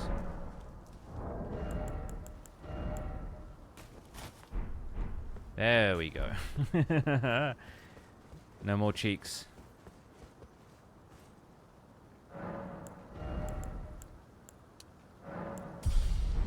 Right, with General Grievous out of the way, let's make our way to Liurnia. Go see Varre. Obviously, we need to go and see the Two Fingers first, but... yeah, we definitely need some pants that match the aesthetic a little bit more. The Bandits ones are okay, but the black doesn't quite match the red. And we could have the full suit of armor leggings, but I think at that point we'd be a heavy load. Can we equip the shield yet? Or am I still... Yeah, I'm still heavy with the shield. I can use my original hero shield if I want to, but... Again, the whole point of this is apparently... interesting, like... two-handed regular combo.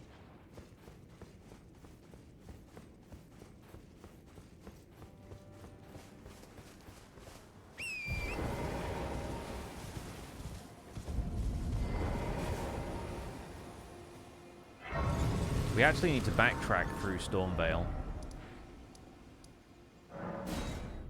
because we need to get the guard counter talisman from here, or alternatively, if we wanted to get the... There's some smithing stones in that statue as well, but I don't think they're really worth it. If we wanted to get the claw talisman, we could get better jumping attacks. All sort of depends what I think the fighting style is going to be here.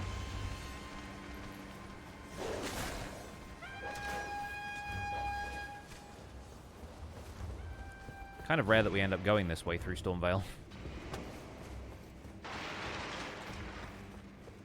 We have the Highland Axe right here.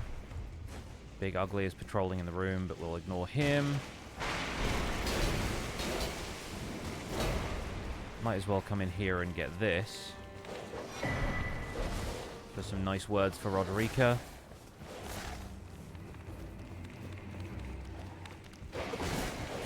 No dogs on the lift.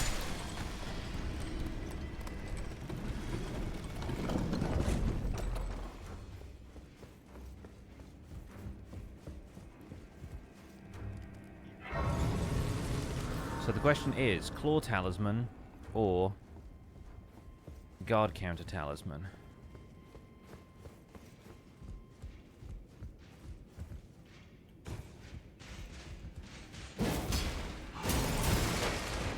Hello, lads. You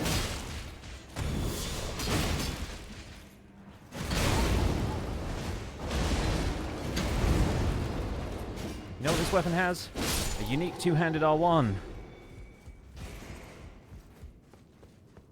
Yeah, rare to come out of Stormvale going down this way.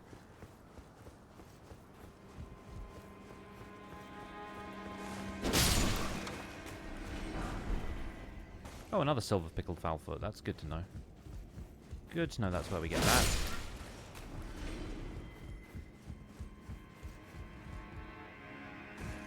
And in this room here with the other Banished Knight fight. Alright, bye.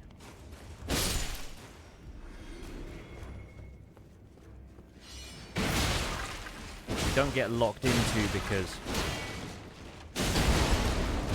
we've already mollified Gostock some. We have this. So that's the one that enhances guard counters. So if I get to the point where I can equip the shield again, then that'll be quite nice.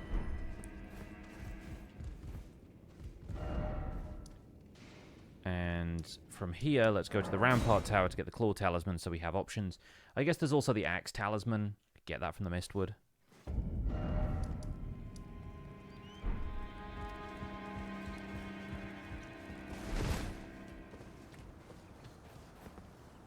We'll jump off here. Head up to the tower. Grab that. And there's a couple of other Banished Knights here that we could attempt to get trousers from. But again, that's kind of a potluck at this point. God, I love the running R2 with the spin so much. Oh, we got some level 2 smithing stones. That's nice.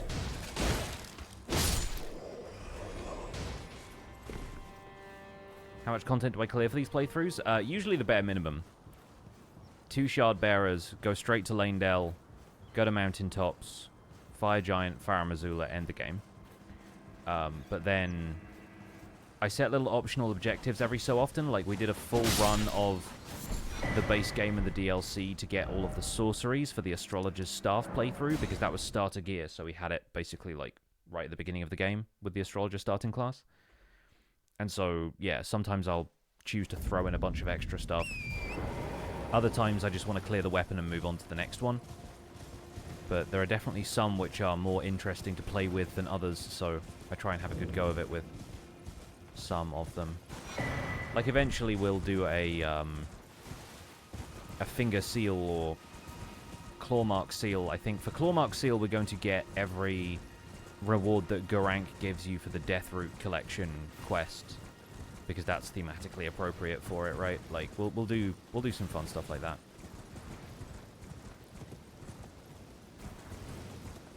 That knight always murders me dead. Yeah, the first few times, especially I started with like a warrior playthrough dex build. I think I maybe had a katana by that point. I definitely didn't have Moonveil. I think I had the Uchi katana.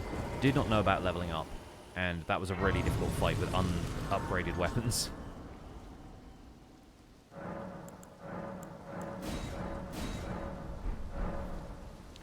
Give spice for some weapons? Yeah, totally. Like I like the idea of... You're surprised no matter. Why don't? I like the idea of making some playthroughs a little bit more unique that way. Okay, we got 6 of those now, so we're +3 at the moment. We can be +4, no, +5, and then we need 6 more to get to +6. We'll find those in Liurnia. We'll find the Smithing Stone 3s here as well, just so we don't have to go all the way to Alphabetical for the Bell Bearing, although we'll probably do that anyway because we're just going to do Varre's quest, so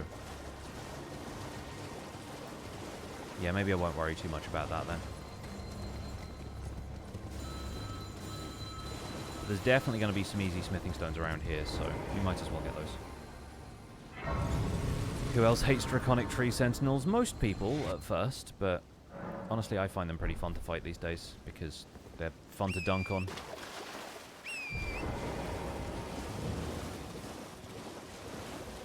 Like America, I run on Duncan.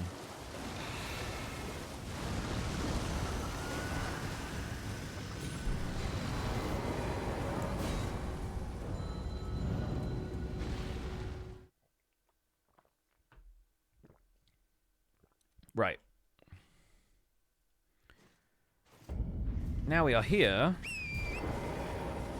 I have a feeling there are some smithing stones in this little gate town area as well, but we ain't gonna focus on that right now.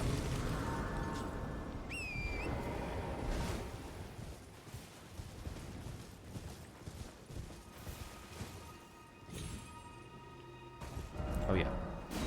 I always start to do this, and then I go, wait, no, I need to go and talk to the Two Fingers. So let's go talk to Rodrika. My name isn't this around. I never knew, although I'm still looking. It's all of it. I'm still looking. Oh, you can't give her the Crystalian memento. I guess you have to go back to her at Stormveil Shack for that. Now those are the challenge and what? Insufficient runes, man. We're on a budget today. There we go. This sword is actually fairly expensive to upgrade, which is strange after the Bandit's curved sword last time.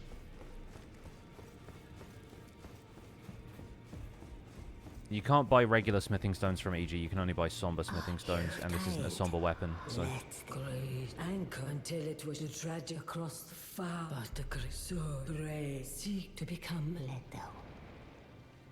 Alright, that's all we need for that.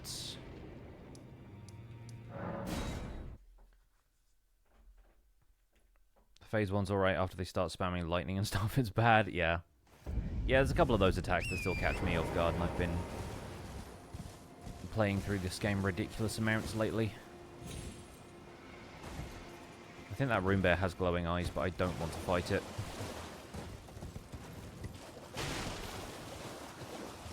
Rune bear with rune glow.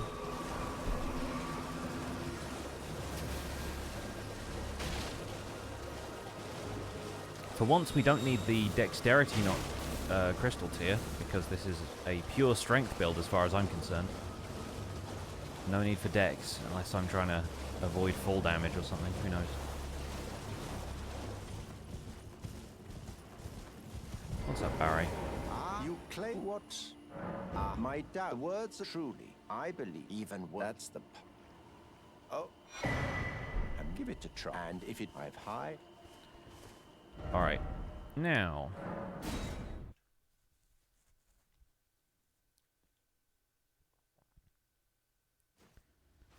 we're not going to worry too much about getting the closer grace this time around. We'll hop over here. Get the crystal key just so we can take a shortcut to Bellum Church. The Bellum Highway.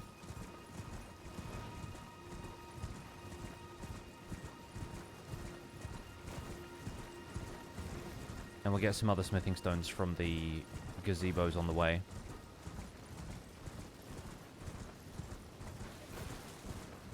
The other alternative is a quick run through Raya Lucaria Crystal Tunnel.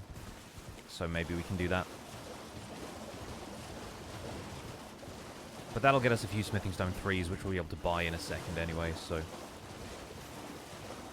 no trouble. Dragon heist, dragon heist.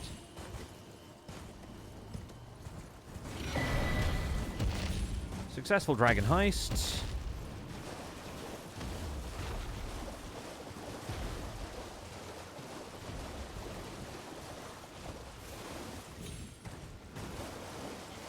We'll tag this Grace.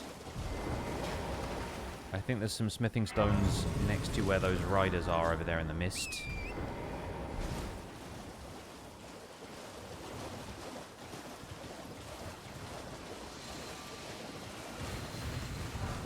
Oh, smithing stone 3, okay. Well, at least we'll have some of those.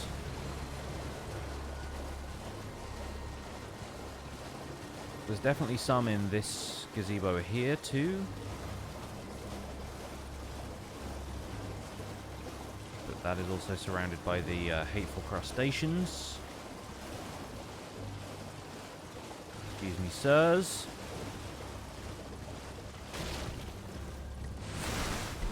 Alright. That's 3 smithing stone 2s. I think we'll just ride to Crystal Tunnel and grab a few more from the walls. We won't worry about fighting the boss. We'll just grab a few bits and pieces as we go through. It's not too far, it's like just over there. And then we'll be close to plus 12, I guess, will be the target for this stream, at least.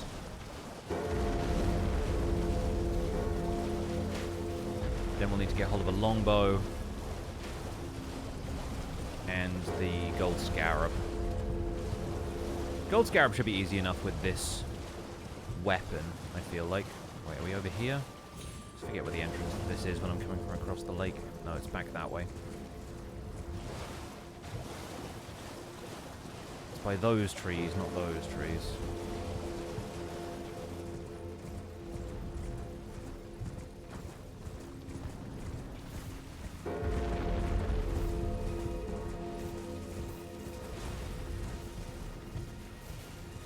There we go.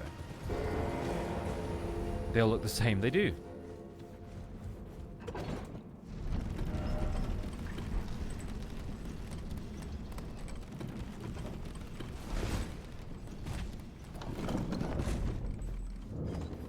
You know what, though? We might as well do the whole of this tunnel anyway, partly because it's easier to leave by beating the boss and warping out than it is to do the other thing. And for the secondary reason that I learned recently, something that I had not figured out myself before, that you can upgrade shields to improve their guard boost rating, and what that does is reduce the amount of stamina cost incurred by blocking. And that was not something I was particularly aware of before, because, as has been pointed out several times, mostly by me, I never really use shields. So if we want to use this Banished Knight's shield, which I would like to do... I tried to take a swing at the boss before I died. Yeah, if we want to use the Banished Knight's shield, we might as well get some smithing stones so we can upgrade it, because it's a standard shield.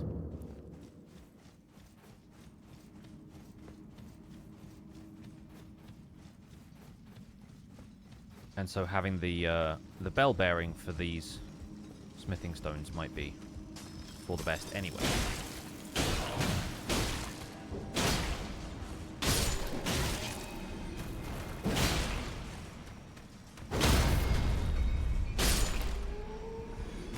My runes are over there. I don't know how many I had, but I'm going to go and get them on principle.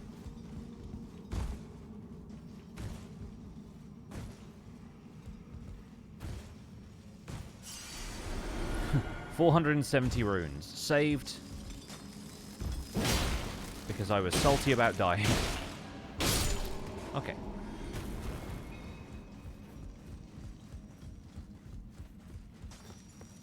Good. On we go.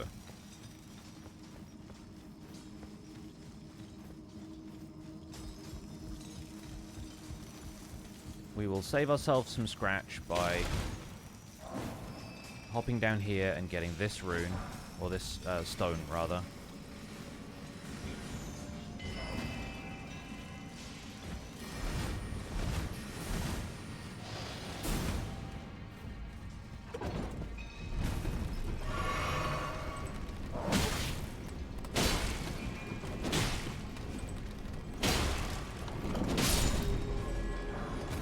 Oh, a Somber 3. A rare drop from the lad.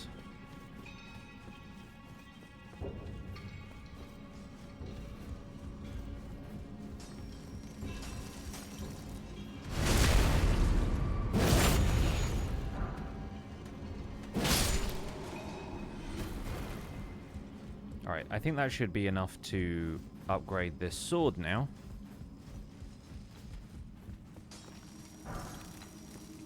But let's get the rest of the threes that are around here just for the sake of saving ourselves some scratch. Can't believe that didn't hit him. I was right there.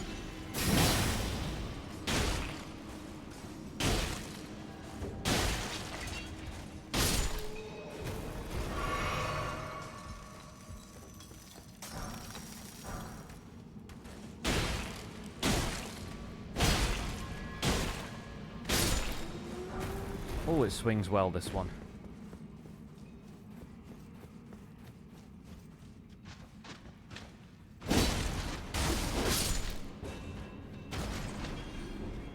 One more stone in here.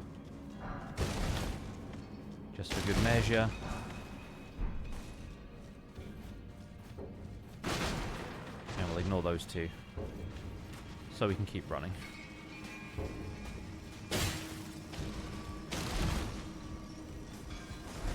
This next room has these. And then we leave. Bye-bye. Bye-bye. And then we have boss, and then we can leave more permanently.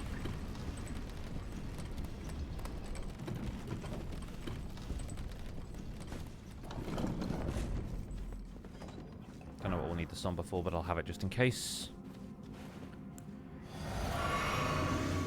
Expecting this fight to go reasonably well on account of us having ridiculous poise break abilities.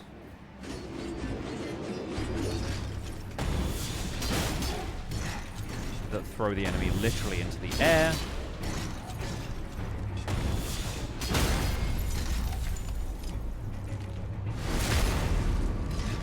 And needing to break their stance kind of being their gimmick.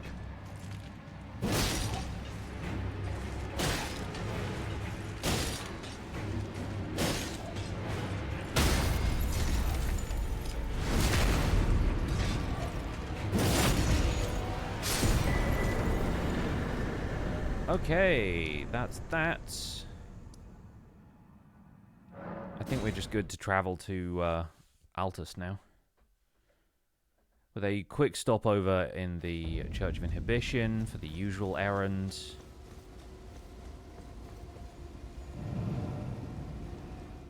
That was easy? Yep. They're very easy once you stagger them, because once their stance is broken and they like shatter, they take more damage and they have much less poise. So basically any heavy attack will interrupt whatever attack they're doing.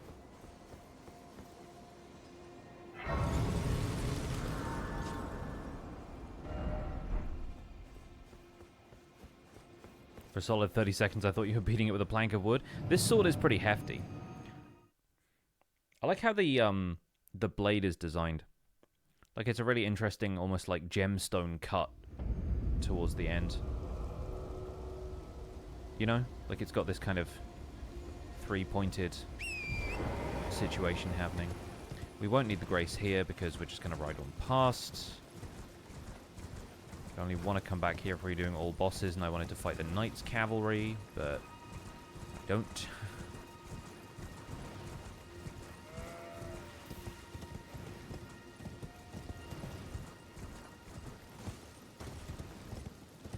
We will get the Vellum Church Grace just by way of it being a checkpoint.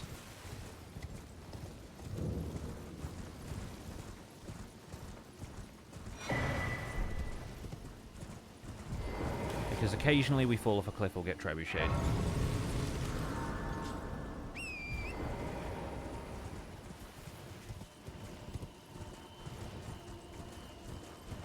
Cool design. Yeah, I like it. Is this going to be our first rune arc? I think it might be.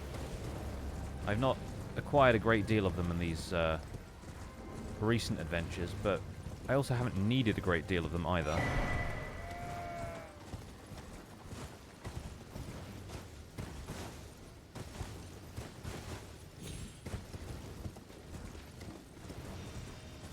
Fearlessly dodging all of the catapults.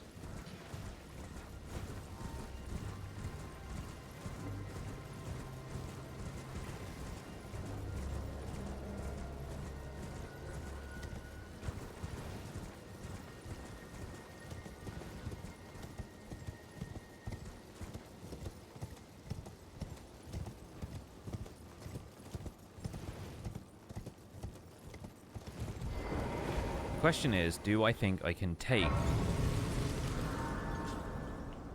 the two Cleanrot Knights?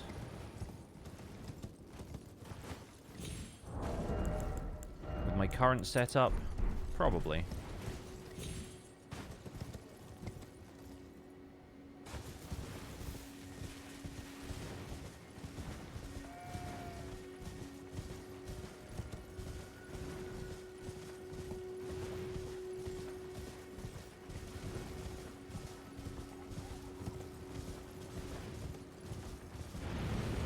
It is time for Sauron.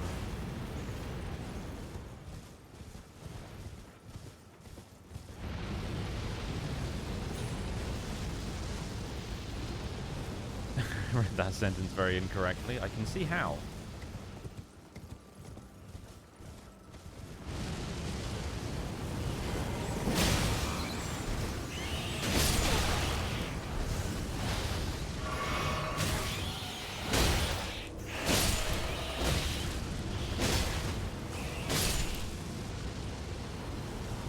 We love a weapon that can actually deal damage.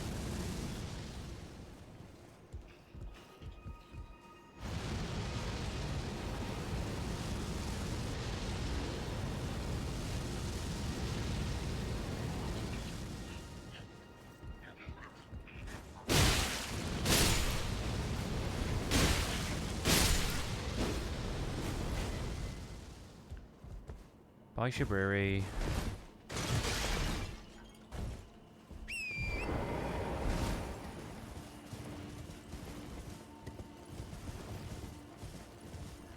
One arena in which this sword is as yet untested is PvP. So we're just going to put it through its paces real quick. Because, oh yeah, we have that as well. We will have one more of those in a second, and I don't really need it at the moment, unless my health bar is completely drained. But we got to go fight Vike and Magnus now.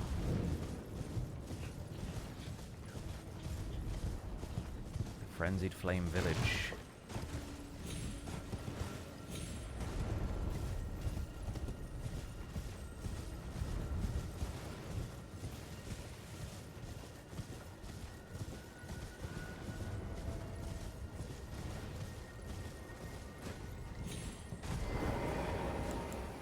Learning where all of the invisible no horse beyond this point lines are has led to me trying to outmaneuver those places where at all possible.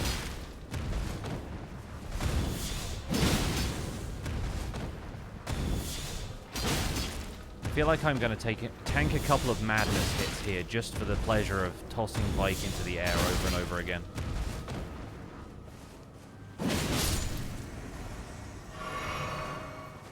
Good fight. My good friend Stamp Up Woodcut, yes. Our old favorite.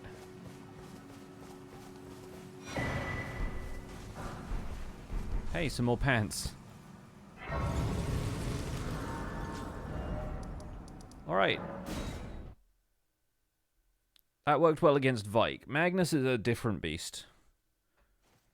No pun intended. I think we'll skip going and getting the Sacred Tears from Altus for now, because I am running low on time for tonight. We started late, and I would like to finish at a reasonable time so I can go make dinner.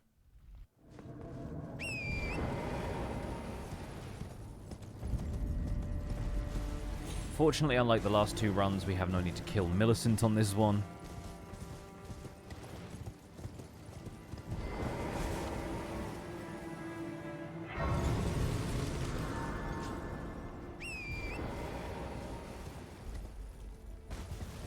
I don't know if a Ritual Sword is really going to be that helpful.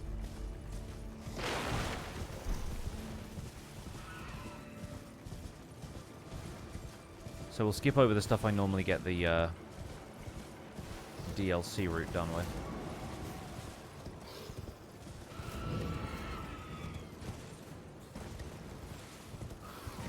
And we'll just hop over here to get to Erdtree Gazing Hill.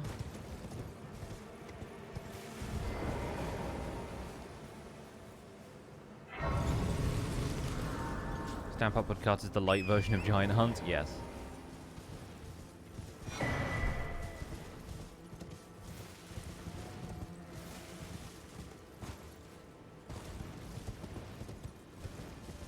The one grace I always forget to get when we're doing this fast route is the Altus Highway junction, and I really want to quickly dash over here and grab that because it cuts out a little bit of running I will have to do later.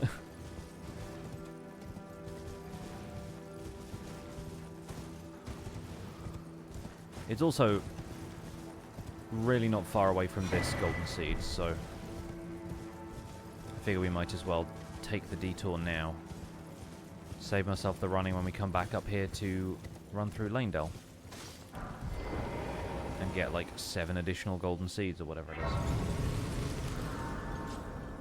So now we have that. Off to get the map. Off to fight Magnus.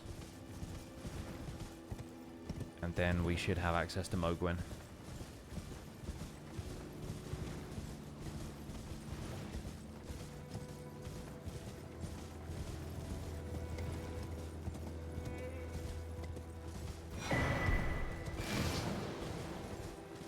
So after a tumultuous time farming this armor set and weapon, we only have one. We're only lacking one piece of the armor set. It's been pretty plain sailing since then.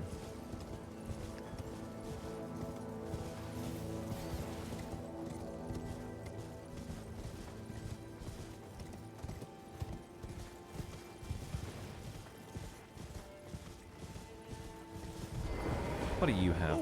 Are you here as a Oh, he's got the surcoat, but not like leggings. I was looking at the shields and stuff as well and thinking, I need to use some of these shields one of these days because they look kind of cool.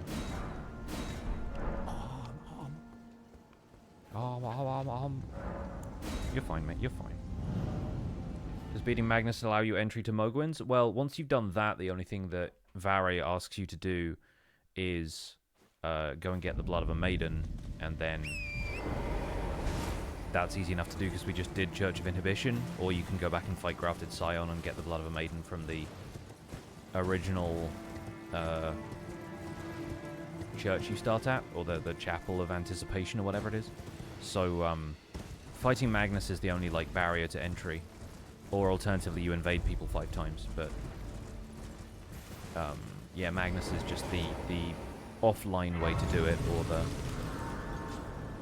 version that I prefer because it doesn't involve invading real players.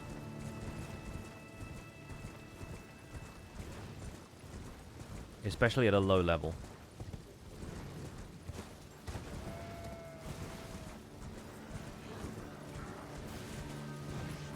I've just got used to doing it this way, really.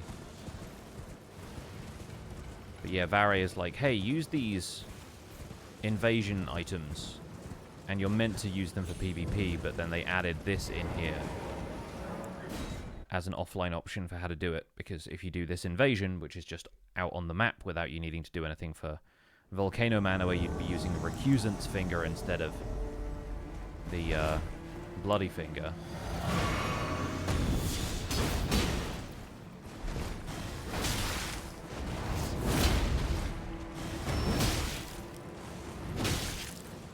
Oh, it roll catches a little bit as well, that's nice.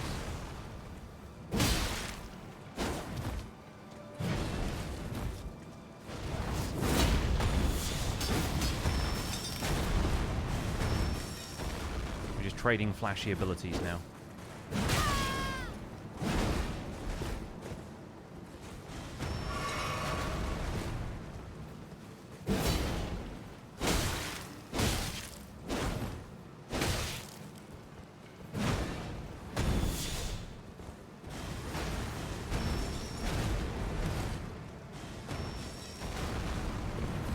Like a miniature Garank you are, sir.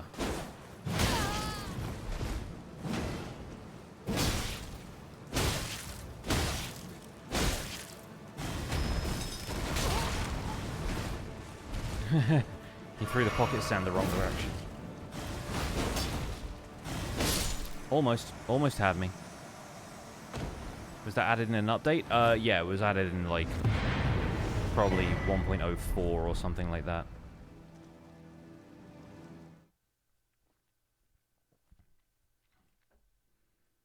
It got added, like, relatively shortly after release, but it still wasn't there at release. I don't really want to know if I want to go anywhere from here. So maybe we'll just go down this way, get the Grace at the start of Mount Gelmir, and we'll be back there to get the smithing stones from the Falling Star Beast fights anyway, so don't need to worry too much about that right now.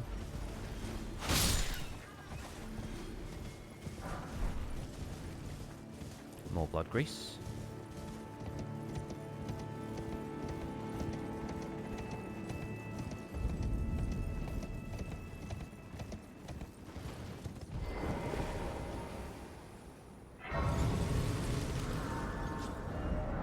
It's just occurred to me that if we want to get the 3s and 4s, I might as well just go and do the sealed tunnel bit now. Because that's just in and out for the item. So let's do that real quick. Can't speak tonight. Probably a sign that I've done enough talking already. I've also got, like, a sore spot on my tongue. And it feels like my teeth are, like, rubbing against every so often, and it's irritating me.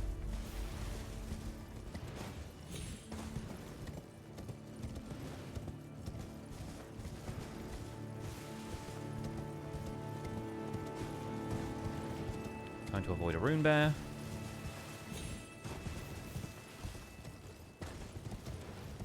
And if you give him a really wide berth here, usually you can get past him without him aggroing on you, which is better than what I used to do.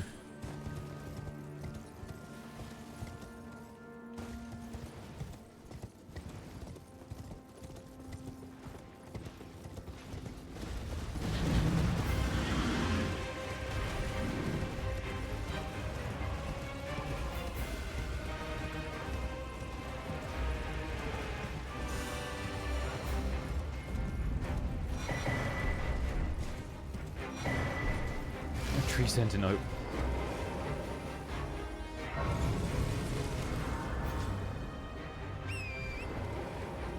Alright, we'll get the other 2 seeds another time, because that's not really what we're here for, and I think I only get 1 more flask upgrade anyway.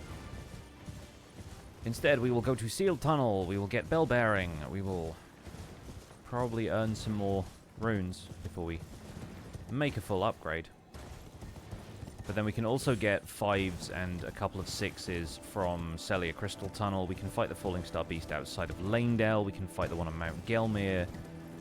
And then we will probably be at like plus 18 or so before we go into Radahn and Morgott.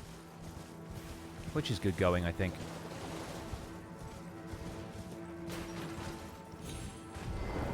I think in between streams I will look into what else I can do to make a strength build even stronger. Aside from just invest points. And level the weapon, of course. But yeah, the 2-handed talisman would make sense if we're gonna bother to fight Mohg.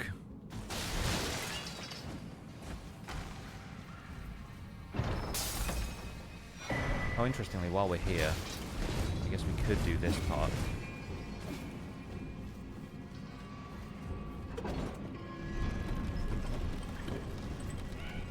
Have a nice trip. Oh wow, nimble. Didn't realize they could take infinite full damage. It's like fleas though, right? They can jump so much further than their actual height because of limited body mass.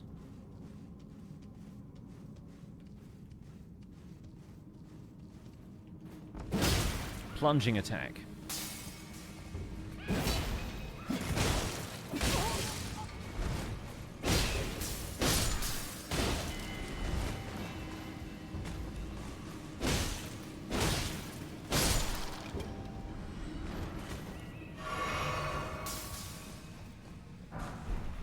Oh, nice, we get an extra one of those. That's always good to have.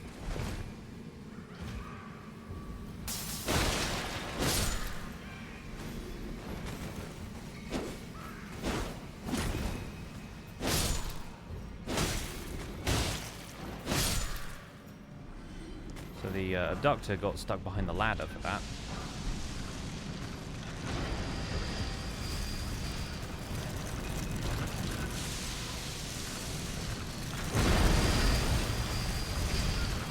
The goal is just to have them break that so we can get the 6s and this rune arc.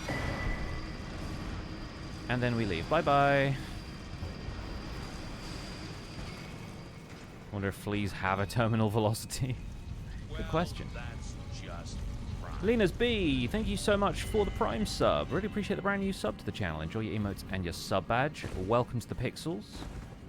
Happy to have you here for this, the 16th Elden Ring stream I have done for some reason. Or the 16th Elden Ring playthrough. Who knows how many streams it's been by now.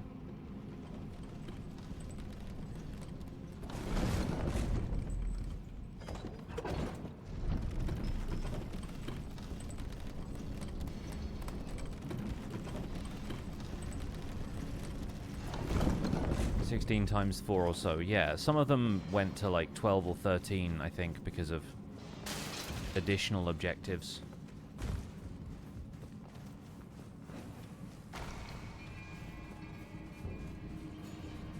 Just gonna ditch aggro for a second. We can upgrade our flasks now, but I want to get out of here quickly first.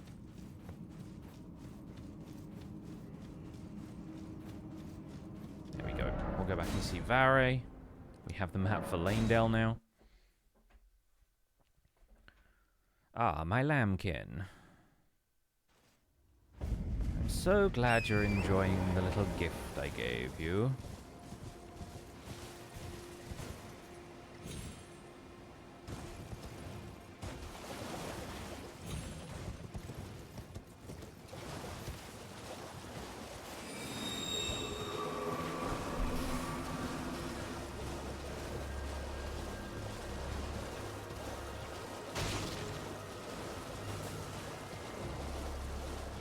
Varre lives in my head now, along with every other character in this game.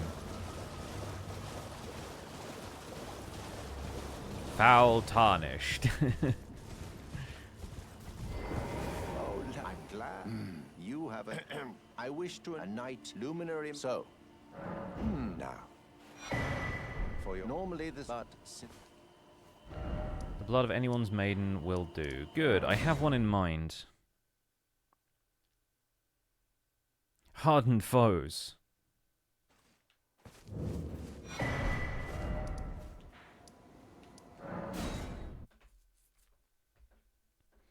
Easy enough.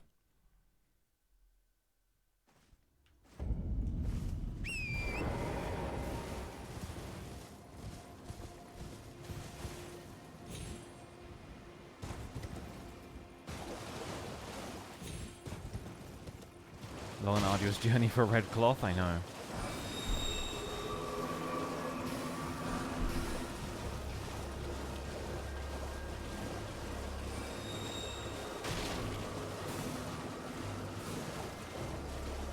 Yeah, I don't think I have any of Varre's lines truly memorized at this point, because normally I just tell him to shut up and run away. You've come, and with this a knight. Now, this... Yeah, this is the only lines I think I know, aside from like the first ones where he's like, "Fortunately for me, however, you are maidenless," or whatever. Like, this is the only one because you can't skip the dialogue. Good heavens. Clench your teeth or something. Or something. Did not think Elden Ring was a thing Pix did. Well, as it turns out, Martial Fantasy, it is something I have done quite a lot now. You have... Oh... So if you're interested in seeing any of my previous playthroughs of Elden Ring, there are 15 of them up on my Pixel VODs YouTube channel, plus a seamless co-op run I did with Slay XP a while ago.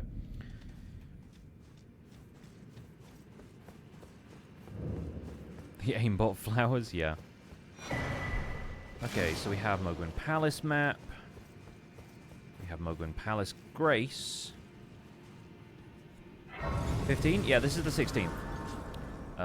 And I'm trying to beat the game with every weapon in alphabetical order. There are 408 weapons. So we are going to be playing this game a lot.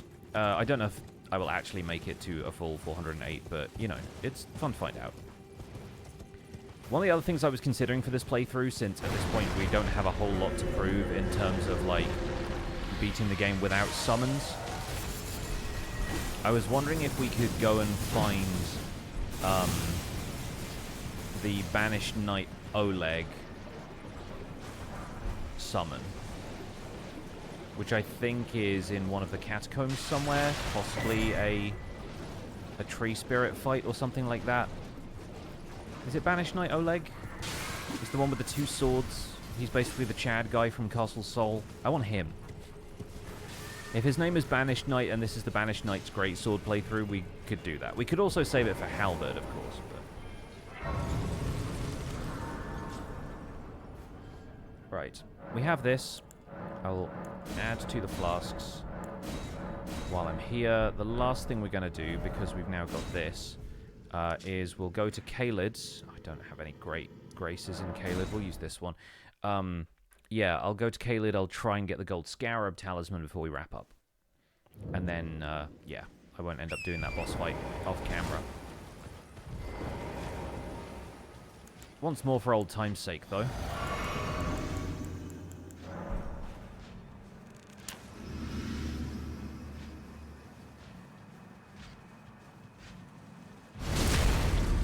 Okay, that's a bit more damage than we used to do, yeah? No items, though. Never mind. It was worth it for the bit. Oh god, it's stinky, stinky rot breath. Maybe pants? I was hoping. I was genuinely hoping. But this isn't as blessed as the randomizer run was, so yeah, we will not worry about that right now.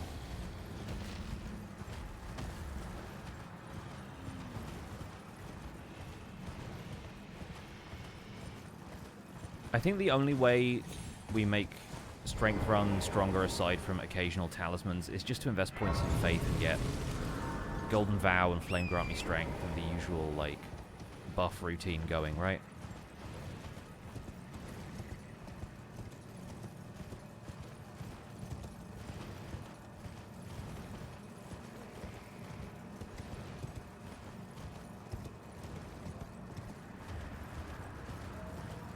I think that's probably what we end up doing to improve our DPS here.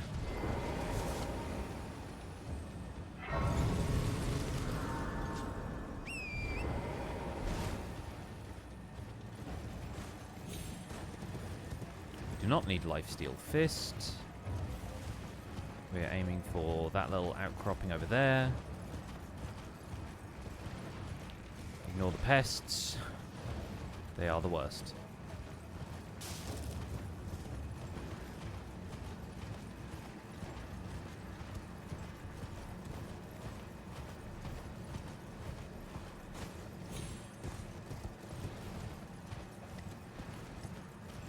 They've really got, like, the Metal Gear Solid cones of vision, those dogs.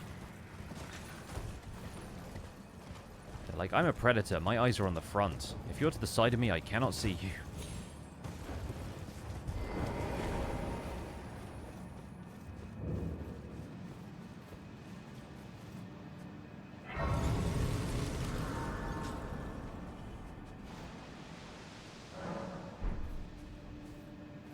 Okay, we jump. We jump. We backstep. We persevere. I will, in fact, equip a lantern this time. You're welcome, chat.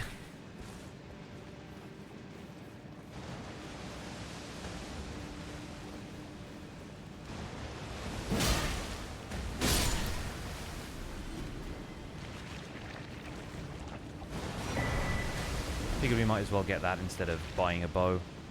Do I have the stats to equip the Serpent Bow?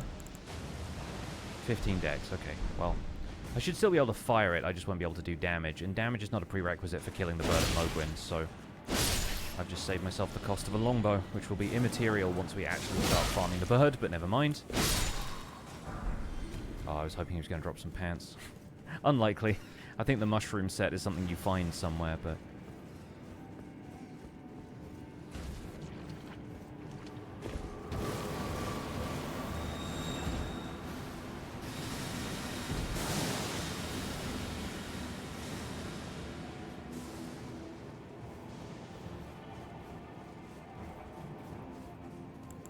Okay.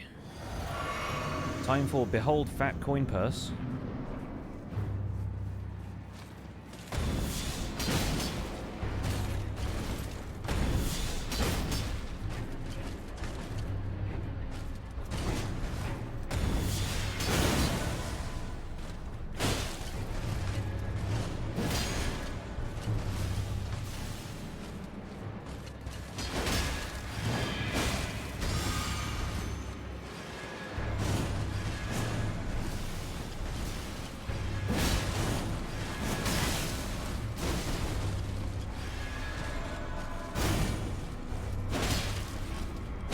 I'm really not trying to throw this fight, you understand?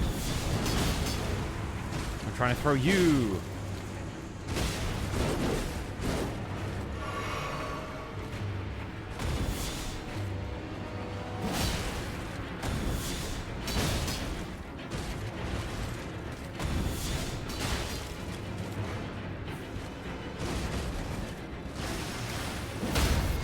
Get wrecked.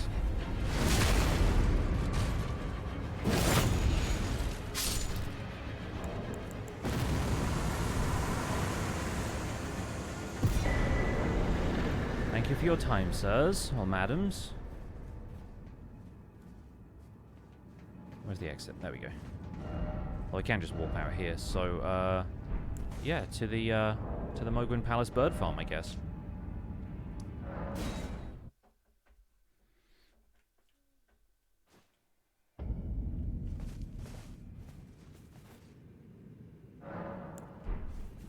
We'll just quickly check that I can fire stuff with this, even if it's not. It's possible to wield. Yeah. Yeah, that's fine.